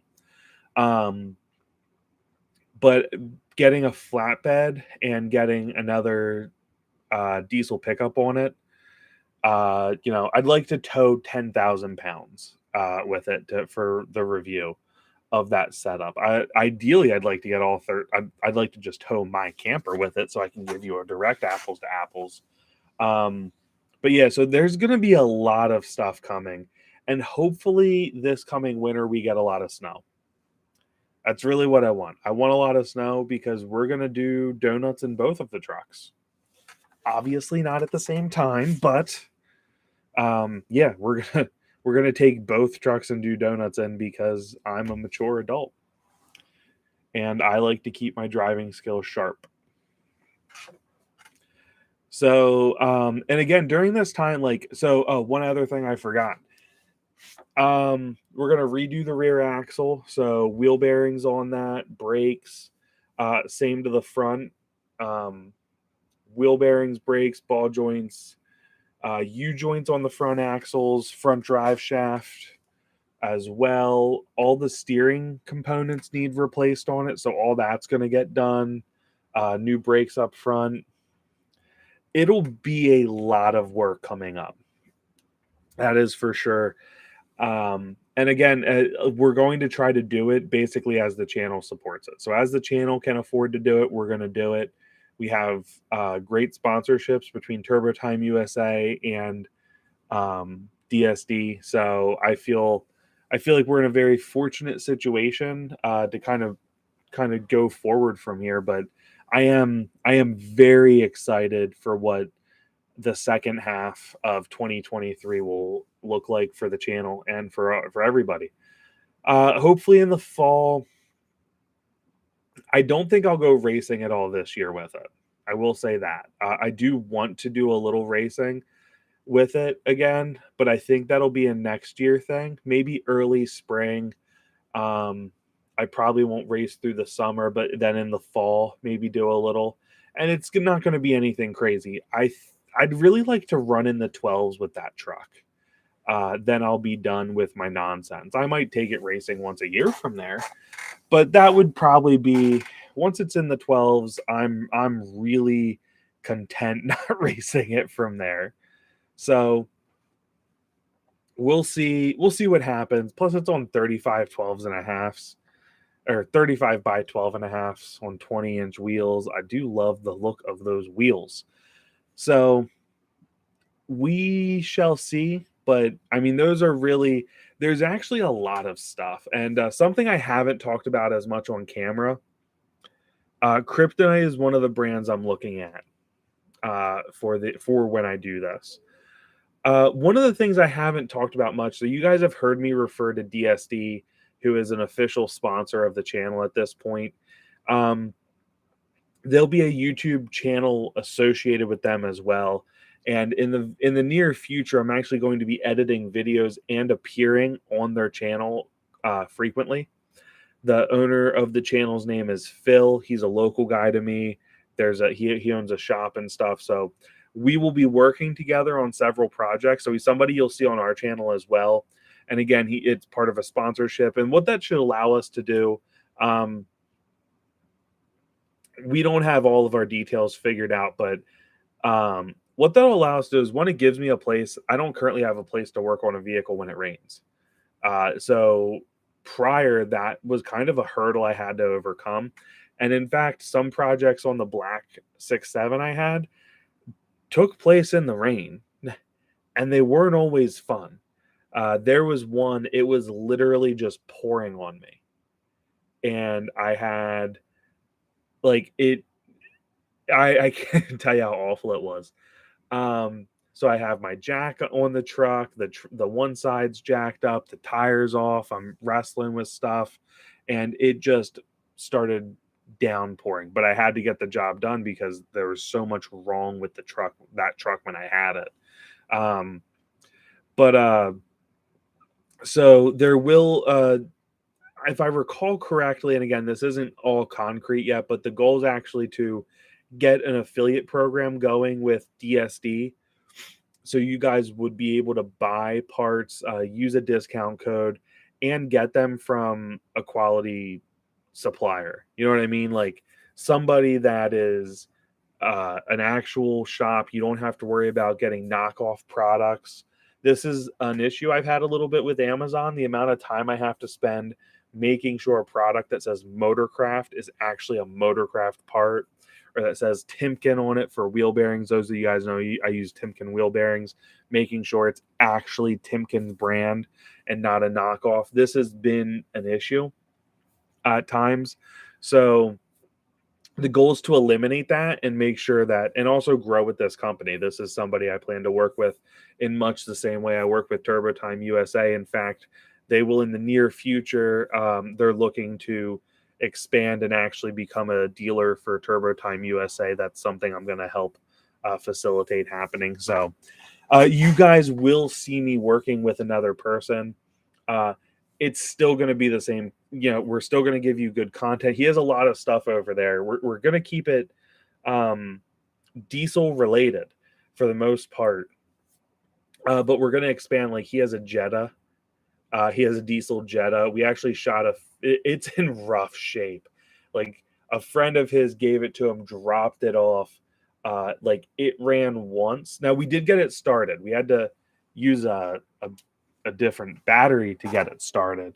And God knows how old the fuel in it is, but it does run, just maybe not like super great yet. So we're going to fix that up together, but we need to actually get a dumpster to clean it out first. So there's a video that I'll be editing for that channel. That's him and me just trying not to get hepatitis in it. Because you'll catch something inside that car right now. It's real rough. He's got a second gen Dodge that there'll be some work on. He's talking about turning into a pulling truck. So there's a lot, not just with me. I haven't fully revealed all this on the channel, but I'm also going to be working with him.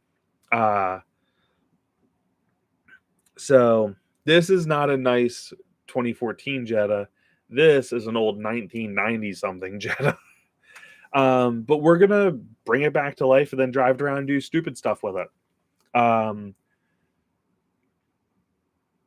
It needs so much at the moment, but we'll see what all happens with it as we mess with it. And again, a lot of that stuff, like we're just kind of trying to grow, not just us. We're going to be working with him, so you guys will be aware when that happens. I will do something on my channel to let you guys know. There'll be links to his channel. We're going to really work together to ideally both become very successful together in YouTube. That's the goal. And he even has plans about trying to reach out to other content creators to kind of continue to grow, not just him, me, and obviously his distributing company. So a lot of stuff we've made like 3 videos, and I haven't finished editing them because one, the raw footage is like an hour plus long on each video. There's a lot of stuff I have to edit out. But it is also in some ways a little more lighthearted because it's just there is a level more goofing around and just having fun, which makes those videos fun to go make because it's hanging out with a friend, but makes them a nightmare to sit down and actually edit. What else do I have come? I have a video of me building the computer I'm working on, like that you got on right now. I built this computer and then I upgraded it. I started with a 3060 Ti graphics card, which is actually right here. This is my 3060. Dual fan. Worked really good. I had no reason to replace it. And then I saw a relatively good deal on a 3090 RTX 3090. So I bought that. So this PC is running an RTX 3090 graphics card, which is a monster of a card for anybody that knows about computers in there. The CPU, we started with an Intel 12th gen i5 12600KF. So then I overclocked it and basically hot rodded my CPU. And then I moved up to a 13 gen i7, again for no reason other than I really wanted it. A 13th gen i7. So we have a 16 core processor in here. Yeah, I know the 3090 is a beast. It gets super hot too. Like just sitting there, like not even working, it gets so incredibly hot. So the whole computer's actually been awesome. I actually also have an 850 watt power supply. I have a 1200 watt platinum power supply. It's actually I got it right here because I didn't put it in yet. Hold on, it's coming.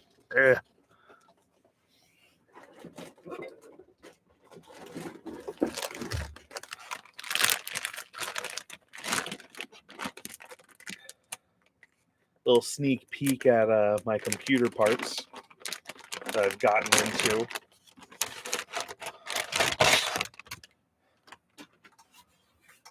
$1,200 watt EVGA Supernova here, platinum power supply. This should take care of stuff. I've overclocked and undervolted both the GPU and CPU in this, and so I'm actually not even pulling the full. I think I've managed to save. I've saved like 75 watts on my CPU while increasing the performance. And I've saved like not as much. I think I've saved like 50 watts and maintained performance on my GPU. But more reliable power supply. It's bigger. It's a higher rated, meaning it's more efficient. So yeah, I'll worry about packing that all back up later. So actually, one of the things I want to do is Phil and I have talked about doing, like, when we get to a point to doing giveaways, we're going to start small and basically just picking people, not actually like having any purchase requirement or anything to enter, and just sending out like small merch packs of stuff for DSD 6 Bros and sending them out to people, getting stickers made, getting a couple shirts made, and just sending them out. The eventual goal is to start doing giveaways, and actually one of the things I want to do is give away a computer, which actually right here is the original CPU I had in this, the i5 12600KF, which really was a beast, which is a great combo with the 3060 Ti. I know I'm getting off truck content right now, but killer combo. I'm running a 360 AIO for the CPU, and the GPU is just air cooled for now. And we're going to actually, I will film this just because it's kind of cool. I know I don't expect my footage for this. I filmed me putting most of this together, not like a step by step, but I did do it. We're going to actually do a custom, what they call a custom water loop, which is where you set up an AIO is a water cooling solution for your CPU. On a custom loop, we're going to put two 360 radiators in here and water cool both the GPU and the CPU. So that's something that an upgrade that'll come down the road. Anybody interested in me building you an affordable computer? On a side note, let me know, because I got these parts and now an extra power supply. I really want them to go to somebody that's going to use them.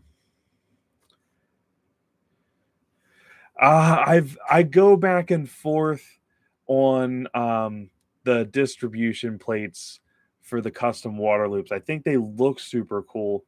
I just don't know that I want to. So when I do it, this is actually, so this is a super budget friendly build. The original build I did for about $700. And I got to tell you guys, it would edit anything you want.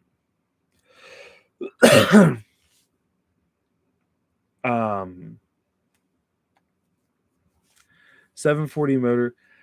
I wonder, maybe YouTube just hates me. I don't know why it didn't notify you, but welcome to the live stream, man. This is a dark flash case. It's great, and in my opinion, one of the most underrated. Like, it's only $65, and it's a great case. I loved building in it. I want to move up to the Corsair 5000D airflow case, and on the distribution plate, I go back and forth between putting it on the one side, or do I want to run another 3 fans? Terry, thanks, man, for stopping in. We're going to be actually coming to a close here soon. And thank you. I am very glad to be back, to officially be back in the swing of things, guys. And it means the world to me that you guys are all being very supportive. So thanks, man. And we will be in touch very soon. But yeah, no, I'm with you, Smith. I'm not sure what I'm going to do. But I actually think one thing, we're too small of a group to like be doing truck builds and giving them away. But I really like building PCs. It's fun. I love overclocking stuff and undervolting it. For instance, I have, some of you guys will understand this, some of you won't. So this guy has a max, like, out of box. So the original i5 was 4.9 gigahertz. We went up to 5.5 single core, and we went up to 5.1 all core for the performance cores, and we pushed the E cores to 4.1 with an undervolt. On my i7, we're at 5.8 for speed. I think it's 5.4, 5.5 single core. Or no, I'm at 5.8 single core on it. And I think I went to 5.5 all core.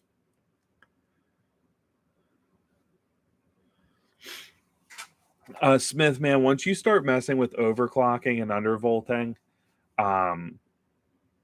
it's just a lot of fun. But I think it would be cool to do one of the first giveaways I'd really like to do would actually be an entry level editing computer for somebody that basically it won't be as high end. It would actually probably be in this case because I love this case and it offers a lot of value. And really the only thing is starting with the lower end CPU, but I'd still be using one of the really nice I have a Z690 MSI Pro motherboard in here with 32 gigabytes of RAM.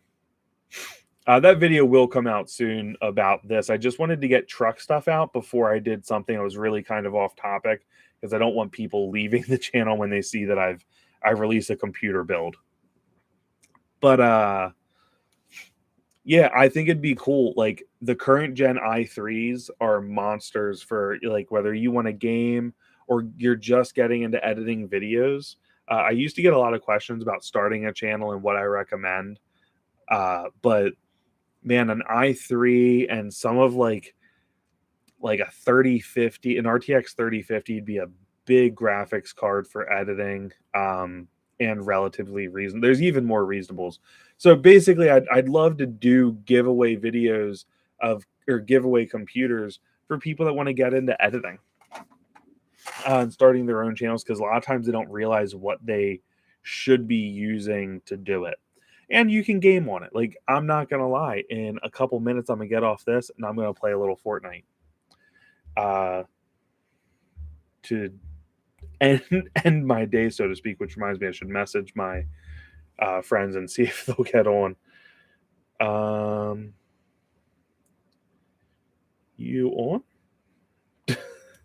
Gotta get my crew together to go crush some Fortnite.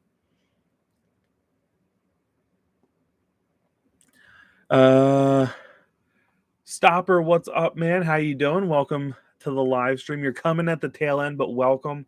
And don't worry because we will be doing these more often again. Motorsport, I have an 05 6-liter fully stock substrate pipe through, no major issues. So I took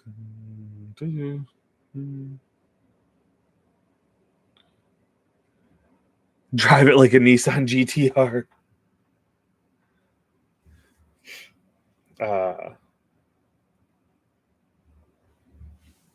That's awesome, man.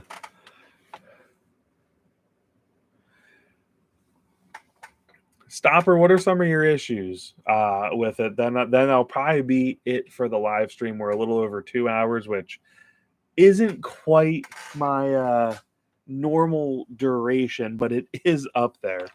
And what's funny is now it looks like we're getting a few people coming back in. The injector struggle, kills them. So it sounds like you have a high pressure oil leak. If the injectors are struggling that much,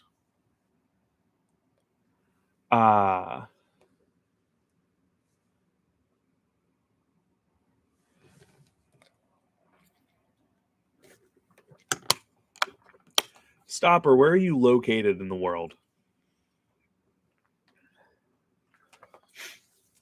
Because if you're close, you're not close. That's where you are in the world.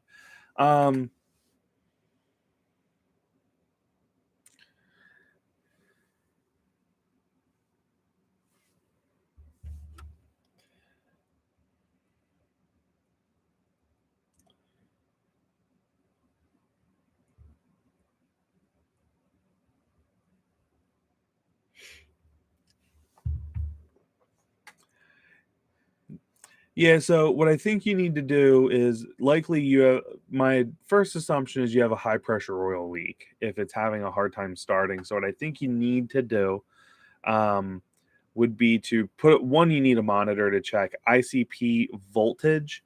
And there's actually a conversion like that you can look up online to see what that correlates to. But you need about 500 to 550 psi to start.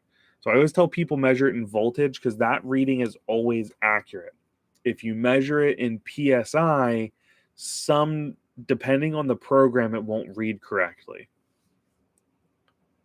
So like the ICP voltage is much lower than the PSI, but 500 to 550 PSI. Let me open up a new screen. Let me see what that is in the voltage. 0.0 Powerstroke ICP voltage chart.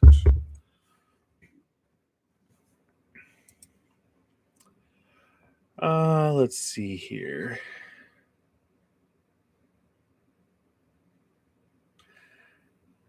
So it looks 600 psi 0.96 volts. And that should be enough to start. So by at least 1 volt, it should be started. Definitely by 1 volt. Stopper, yes, that is correct. That's the number, 0.96. So I would imagine you're probably having, even with fully charged batteries, you're probably having a hard time hitting that. Now, if it does, an easy way to test this would be, if it does start, to let it warm up to the 180 degrees oil temp, and then cut it off and try to start it right back up. Like, shut it off, give it 15 seconds, try to start it again. If it doesn't start, then that's definitely a high pressure oil leak. All right, let me rephrase that. You have an early 03. It is likely a sign of a pump issue in that instance. Now, 03s do not typically get leaks, but when they do get leaks, it is typically the O-ring that sits on top of the high pressure oil pump J tube. So there's the high pressure oil pump, a J tube that sits on top of it. That O-ring that sits on top of it feeds into the cover. 03s don't have snap to connect fittings. The J tube would be the equivalent of it.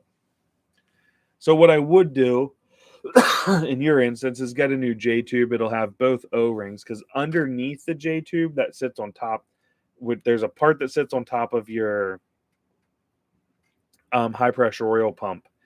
That O-ring can leak, but they then press into the cover of the high pressure oil pump cover, which actually sends the supply. Like, there's your IPR valve and ICP pressure are measured there. Well, ICP sensors there, and the IPR valve is there. Shouldn't say the IPR valve doesn't actually measure per se, as it controls your PSI. Now, if you're starting and your ICP voltage looks good and your IPR percentage isn't crazy high, like if you're, I believe it goes up, I believe that value measures like 15 to 85%, like, or similar. I believe it's similar to your VGT. It might go to 100%. I could be wrong. But if you're like at 70+% on your IPR and it's not turning on, then it does go to 100. I feel confident now. It goes to 100. If you're all the way up there and it's not starting, then that's definitely indicative of some type of leak. It's either under there with that J tube I talked about. A bad IPR valve can cause it. A bad ICP sensor. Stopper, let me start over. I'm giving you advice out of order, not necessarily bad advice. Unplug your ICP sensor. Try to start the truck. Why I say this is a bad ICP sensor will cause your truck to not start. Unplugging it will go to an inferred value, meaning the computer assumes the value and will start it. if you have a bad ICP sensor, your truck might physically be creating the appropriate pressure in the high pressure oil system, but it won't start the truck if the ICP sensor is bad. And say it's reading like only 350 psi. Well, then we know that it's not going to try to start, but it might still be making 600 plus psi, and the truck won't let itself start at that point. After that, you could pull the IPR valve to check it to see if there's any tears in the screen. These would be your cheapest things to do that wouldn't cost money, but would actually help you narrow down the process. Probably if it restarts when hot, it's more likely an ICP sensor. Now you could turn around and also look at FICM sync, FICM voltage main, and cam sync. So your FICM should be hitting at a minimum of 47 volts. I do not currently use Discord. I'm not super familiar with it. However, I have considered getting on there to start threads within the community that hopefully, I used to use powerstroke.org back in the day. JMEB is actually my name on there. I used to really like it, and it just got out of control at one point and was not fun anymore. But I know Discord's been real big with gamers, so it is something I'm considering looking at. Sorry, nerd moment. Super cool. This little guy controls the entire computer. I think that's wild. Anyway, sorry, put my computer crap away. So Discord is here's where I have a struggle with is the goal is to get you guys here for live streams, and I don't want to take away from that and use Discord. I don't understand Discord enough. I need to understand it a little more. So who knows what will become of that, but it would be nice because eventually I do have plans to start a website. I do have plans to grow all of this, but after you check those sensors and have them back installed on the truck, because the IPR valve you have to take out, I would unplug the ICP first and try that. I agree, Smith. It would be cool when I'm not live. I need to. It is something I plan to work on.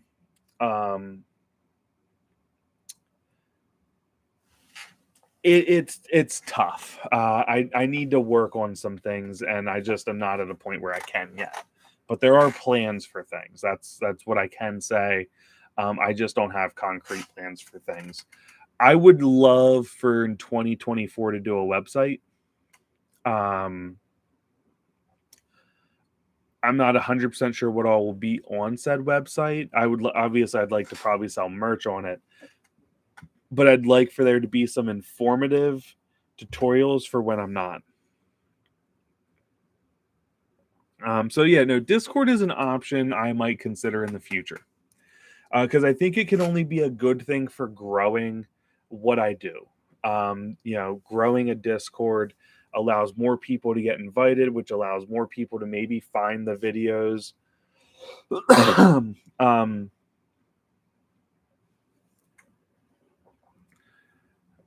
ICP injector is your injector pressure, which is how much pressure the injector is seeing from oil. IPR is a valve that controls it, your pressure. That's why that's important. FICM is the voltage being sent to injectors. If your FICM is not at 47 volts, your FICM is failing. So 47 to 49 volts where your FICM should live. If it's under that, it's not doing well. Excuse me. Been a long day. I worked 12 hours before this. So your FICM also needs highly recommend techs. What do you mean highly recommend techs? I'm confused. Oh, Tech Smart FICM power boards. Yeah, there's some really good budget option power boards out there today. You do not need to have these overvolted ones. Like the rest of the truck is designed around 48 volt system. Having 53 or 58 volts, excuse me, is stupid. There's no point to it. Only get the 48 volt one. If you want to increase performance from your FICM, go the route of FICM tuning, which is something I plan to test this summer. I think there's a lot of good in FICM tuning that people don't want. It's not going to necessarily give you a ton more power as opposed to refining your injection cycle itself. So from everything I've researched, I'm a fan, and we'll be putting that to the test this summer. Trying to think what else. If you have multiple injectors failing, one good idea would be to also check fuel pressure. Are you getting at least 45 psi of fuel pressure measured at the fuel bowl under load? Is a very important part of that. A lot of people think it's just 48 volts or 45 psi. It is 45 psi under load.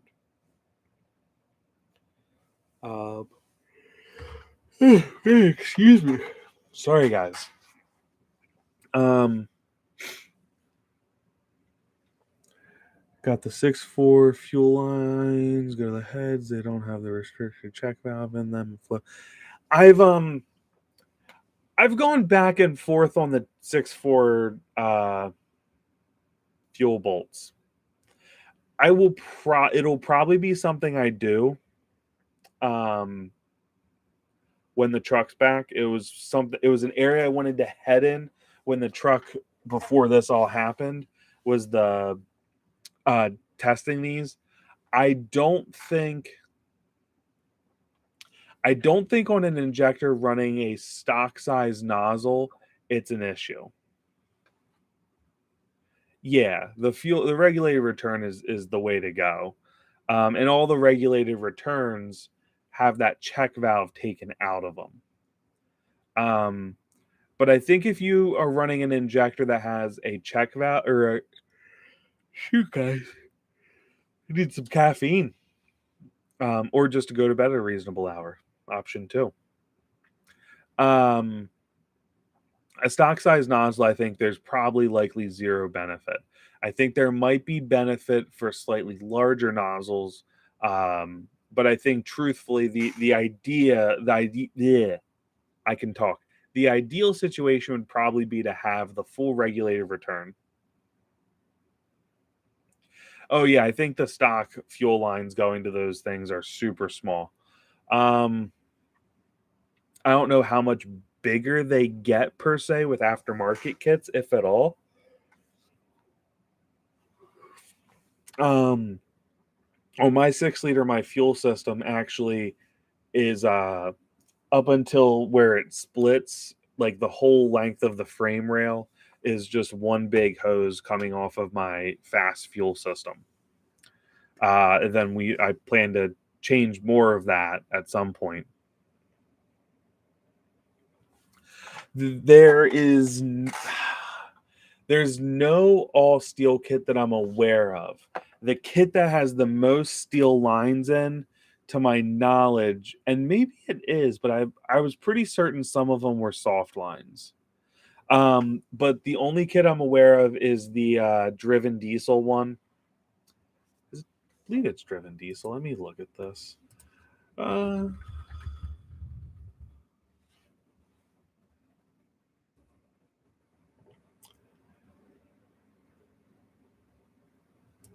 There are some soft lines. I'm looking at it right now. There are some soft lines, but not.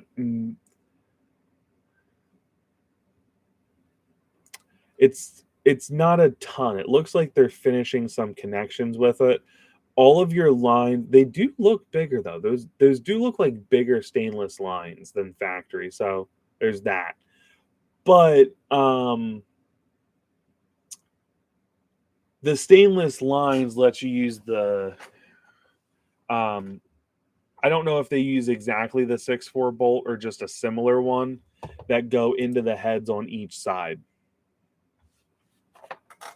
There are some soft lines that will be in like the valley of your kit, but that's it. The driven diesel one is the one I'm very likely to go with. I think X Extreme Diesel Performance, XDP, haven't said their name in forever. I believe they have a decent kit.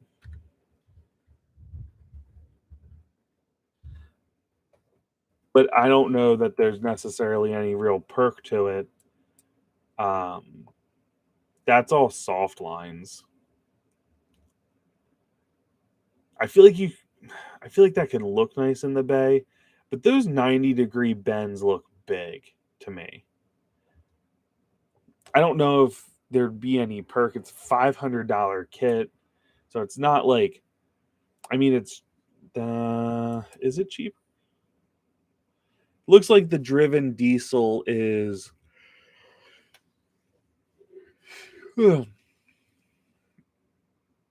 That's for 6.7. Looks like 730. Does that have the fuel bowl delete?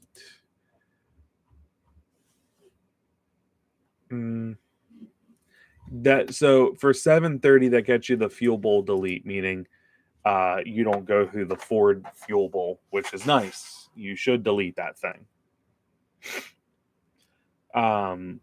Years ago, I think that part used to be separate. I don't know how I want to run this light with me yet, if that's not clear.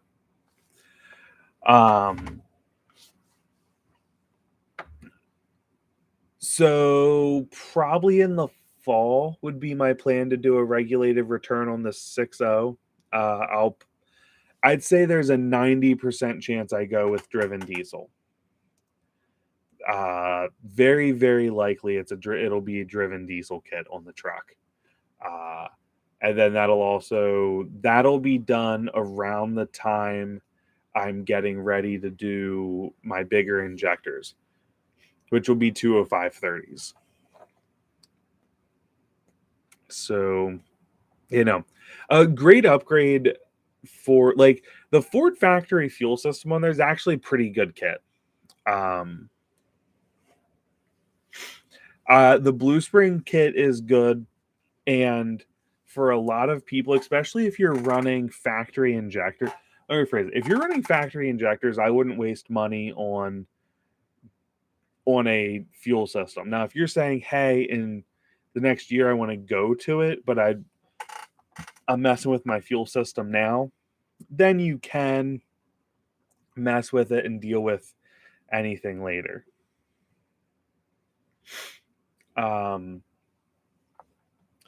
I can't remember. I think because I'm running a fast system, I think with the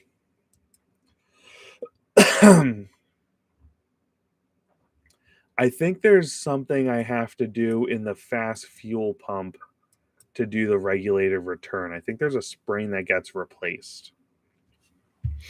I can't remember completely.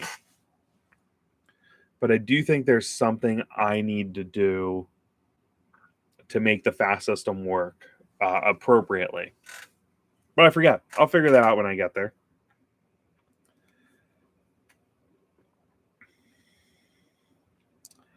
Yeah, I think it's a spring that's related to the pressure it sends that needs and I believe it's a fast kit that sells it. Like I don't think it's like some nonsense out there. I believe it's a fast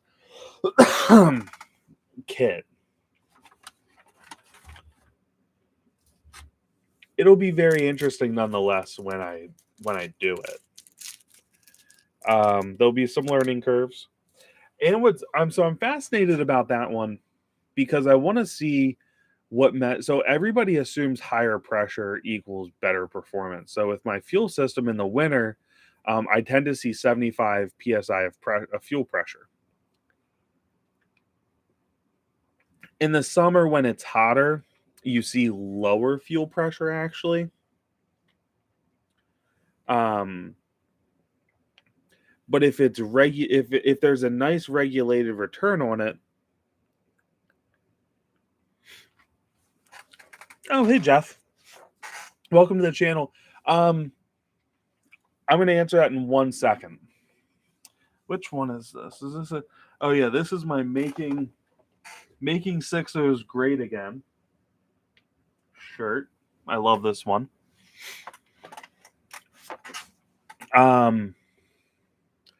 So everybody assumes that the more fuel pressure you have, the higher your power is.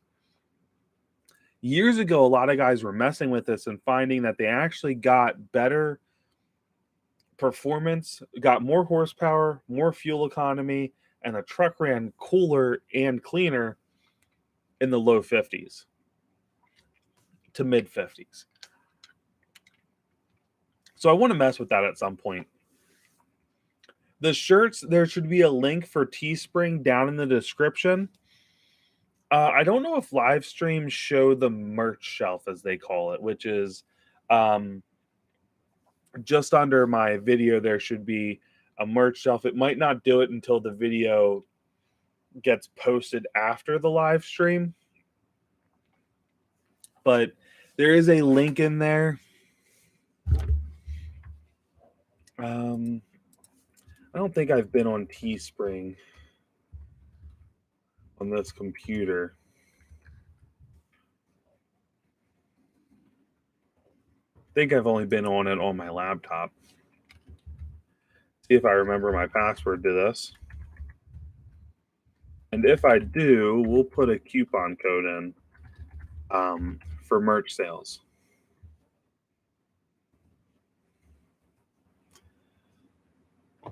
Oh, I'm in.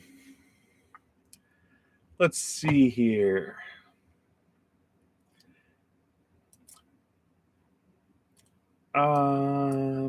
Pricing discount.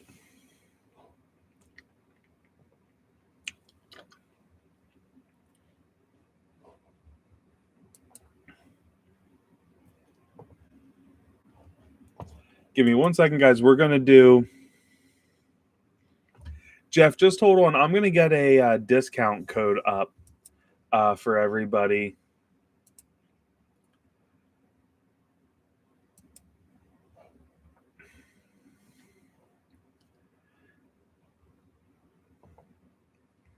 So yeah, we'll do code 60 bros. And this will give you free shipping. So I'm going to paste it here. I'm going to send it. That code, everybody, if you're looking to get some 60 bro merch, that code will get you free shipping on it. So shipping on us, just to kind of celebrate. That was one thing I used to do at the live streams. I kind of forgot about it till just now. Live streams, I used to do a new coupon code for something. Like one time I did $5 off. I do want to, one of the things I want to do once the channel's up and running well again is revamp the store. Not necessarily take anything away or give it but just kind of clean it up a little bit. It's a little clustered. There's a lot of stuff there. Things aren't organized. I wanted to get as many things out once upon a time. And not that I don't want to sell stuff, but I was trying to make sure all right, well, my sister gave me crap because she's like, you don't have enough female apparel up there. So I added some female stuff and just kind of clean it up. So maybe only 2 or 3 shirts for guys, maybe, 2 different hoodies, a couple things for girls as well. And just make it look good. But in the meantime, that's going to be a bit till I can really get there. That code will get you free shipping on all your 6.0 Bro merch at Teespring. I think I have stuff on Amazon still, but I haven't really like messed with or looked at any of that.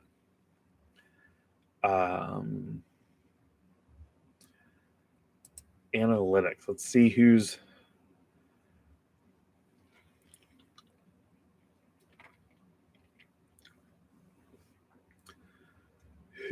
in here.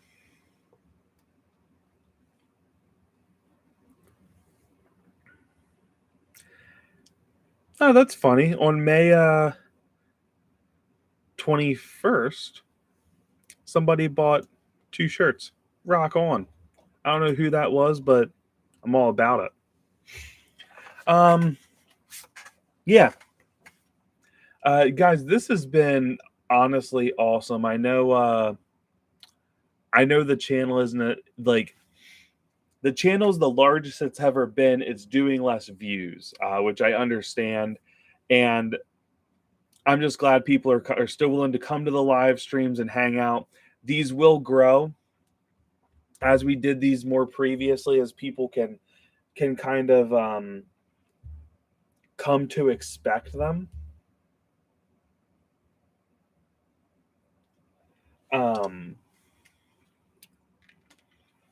Sorry. As people can come to expect them again regularly, they'll grow and get bigger. I'm very excited for that. A lot of cool things planned this year. And basically the main takeaway from this video, I know this is at, 2 hours and 30 minutes in. I'm sure not a lot of people are going to see this, but the biggest takeaway right now is I am back. I am dedicated to doing this. Tomorrow I plan to be working on installing some airbags on my truck to install an air compressor that was a kit that was sent out to me. So yeah, we're back. We're in the swing of things, and just understand, guys, that we have a ton of stuff planned in I know we only got 6 months left of 2023, but they're going to be some of the biggest months for 6.0 Bros that we've had in 3 years, probably at least 2.5. So bear with us. We have a ton of stuff to get out to you, and I think you guys are really going to like it. The 6-liter should soon be back. I'm super excited about that. And anyway, though, I think we're going to close this down. I don't know about free shipping to Canada. That one I don't know that I can control as much.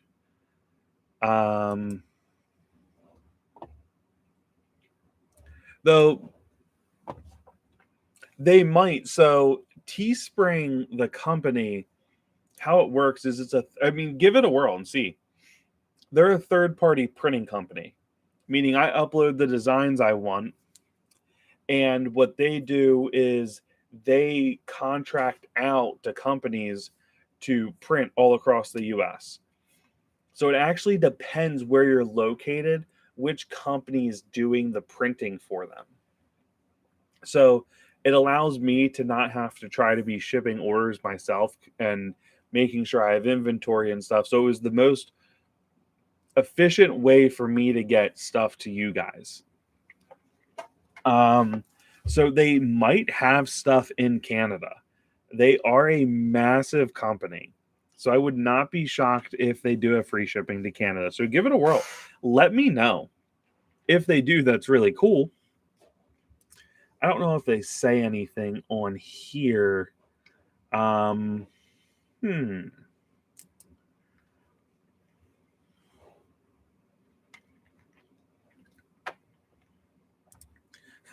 forgot about this shirt.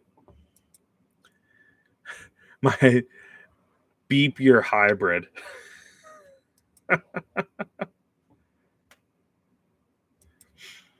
Well, hey man, I really appreciate it. When you guys do, I mean, it means the world to me that people are willing to spend, what their money on buying merch. It does all go back into the channel.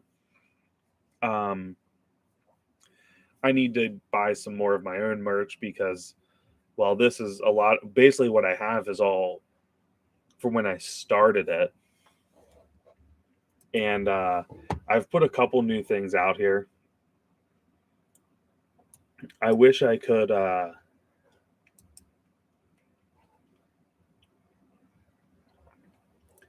they gotta have free shipping to Canada because they have like European prices here if someone wanted to order my stuff in Europe. But I wish I could take like a screenshot and post it here of my hybrid shirt that I made, mocking them. Anyway, guys, but thank you all for coming. Thank you for the support. Again, this will be a more regular thing. You guys will be able to look forward to this. My goal is going to be a YouTube short video regularly. They may not always be super exciting, but I do plan to post them regularly. They have to be less than a minute and filmed in a certain aspect ratio. And then also they need, or also after that, my goal is going to be a short video, a regular video, and a live stream every week. That is the goal. My goal is to, in the next month, be at that point. So the next couple weeks will be a little back and forth as I work it into my schedule, but within the next 4 weeks, that is the goal. So anyway, guys, thank you for all the support. Thank you for coming today. I really appreciate Teesprings. Get your 6.0 Bro merch. Don't forget the my guys over at Turbo Time USA. Again, same code 6.0 Bros, 5% off your performance chargers. DSD Diesel Solutions Distribution is a new sponsor as well, and we have a lot more planned coming with him. So stay tuned, guys. Thank you. Awesome, Jeff. Thank you very much. Make sure to use that code. Get your free shipping. So thank you, guys, and I will see you guys very soon. Take care. Have a good night, and happy holidays.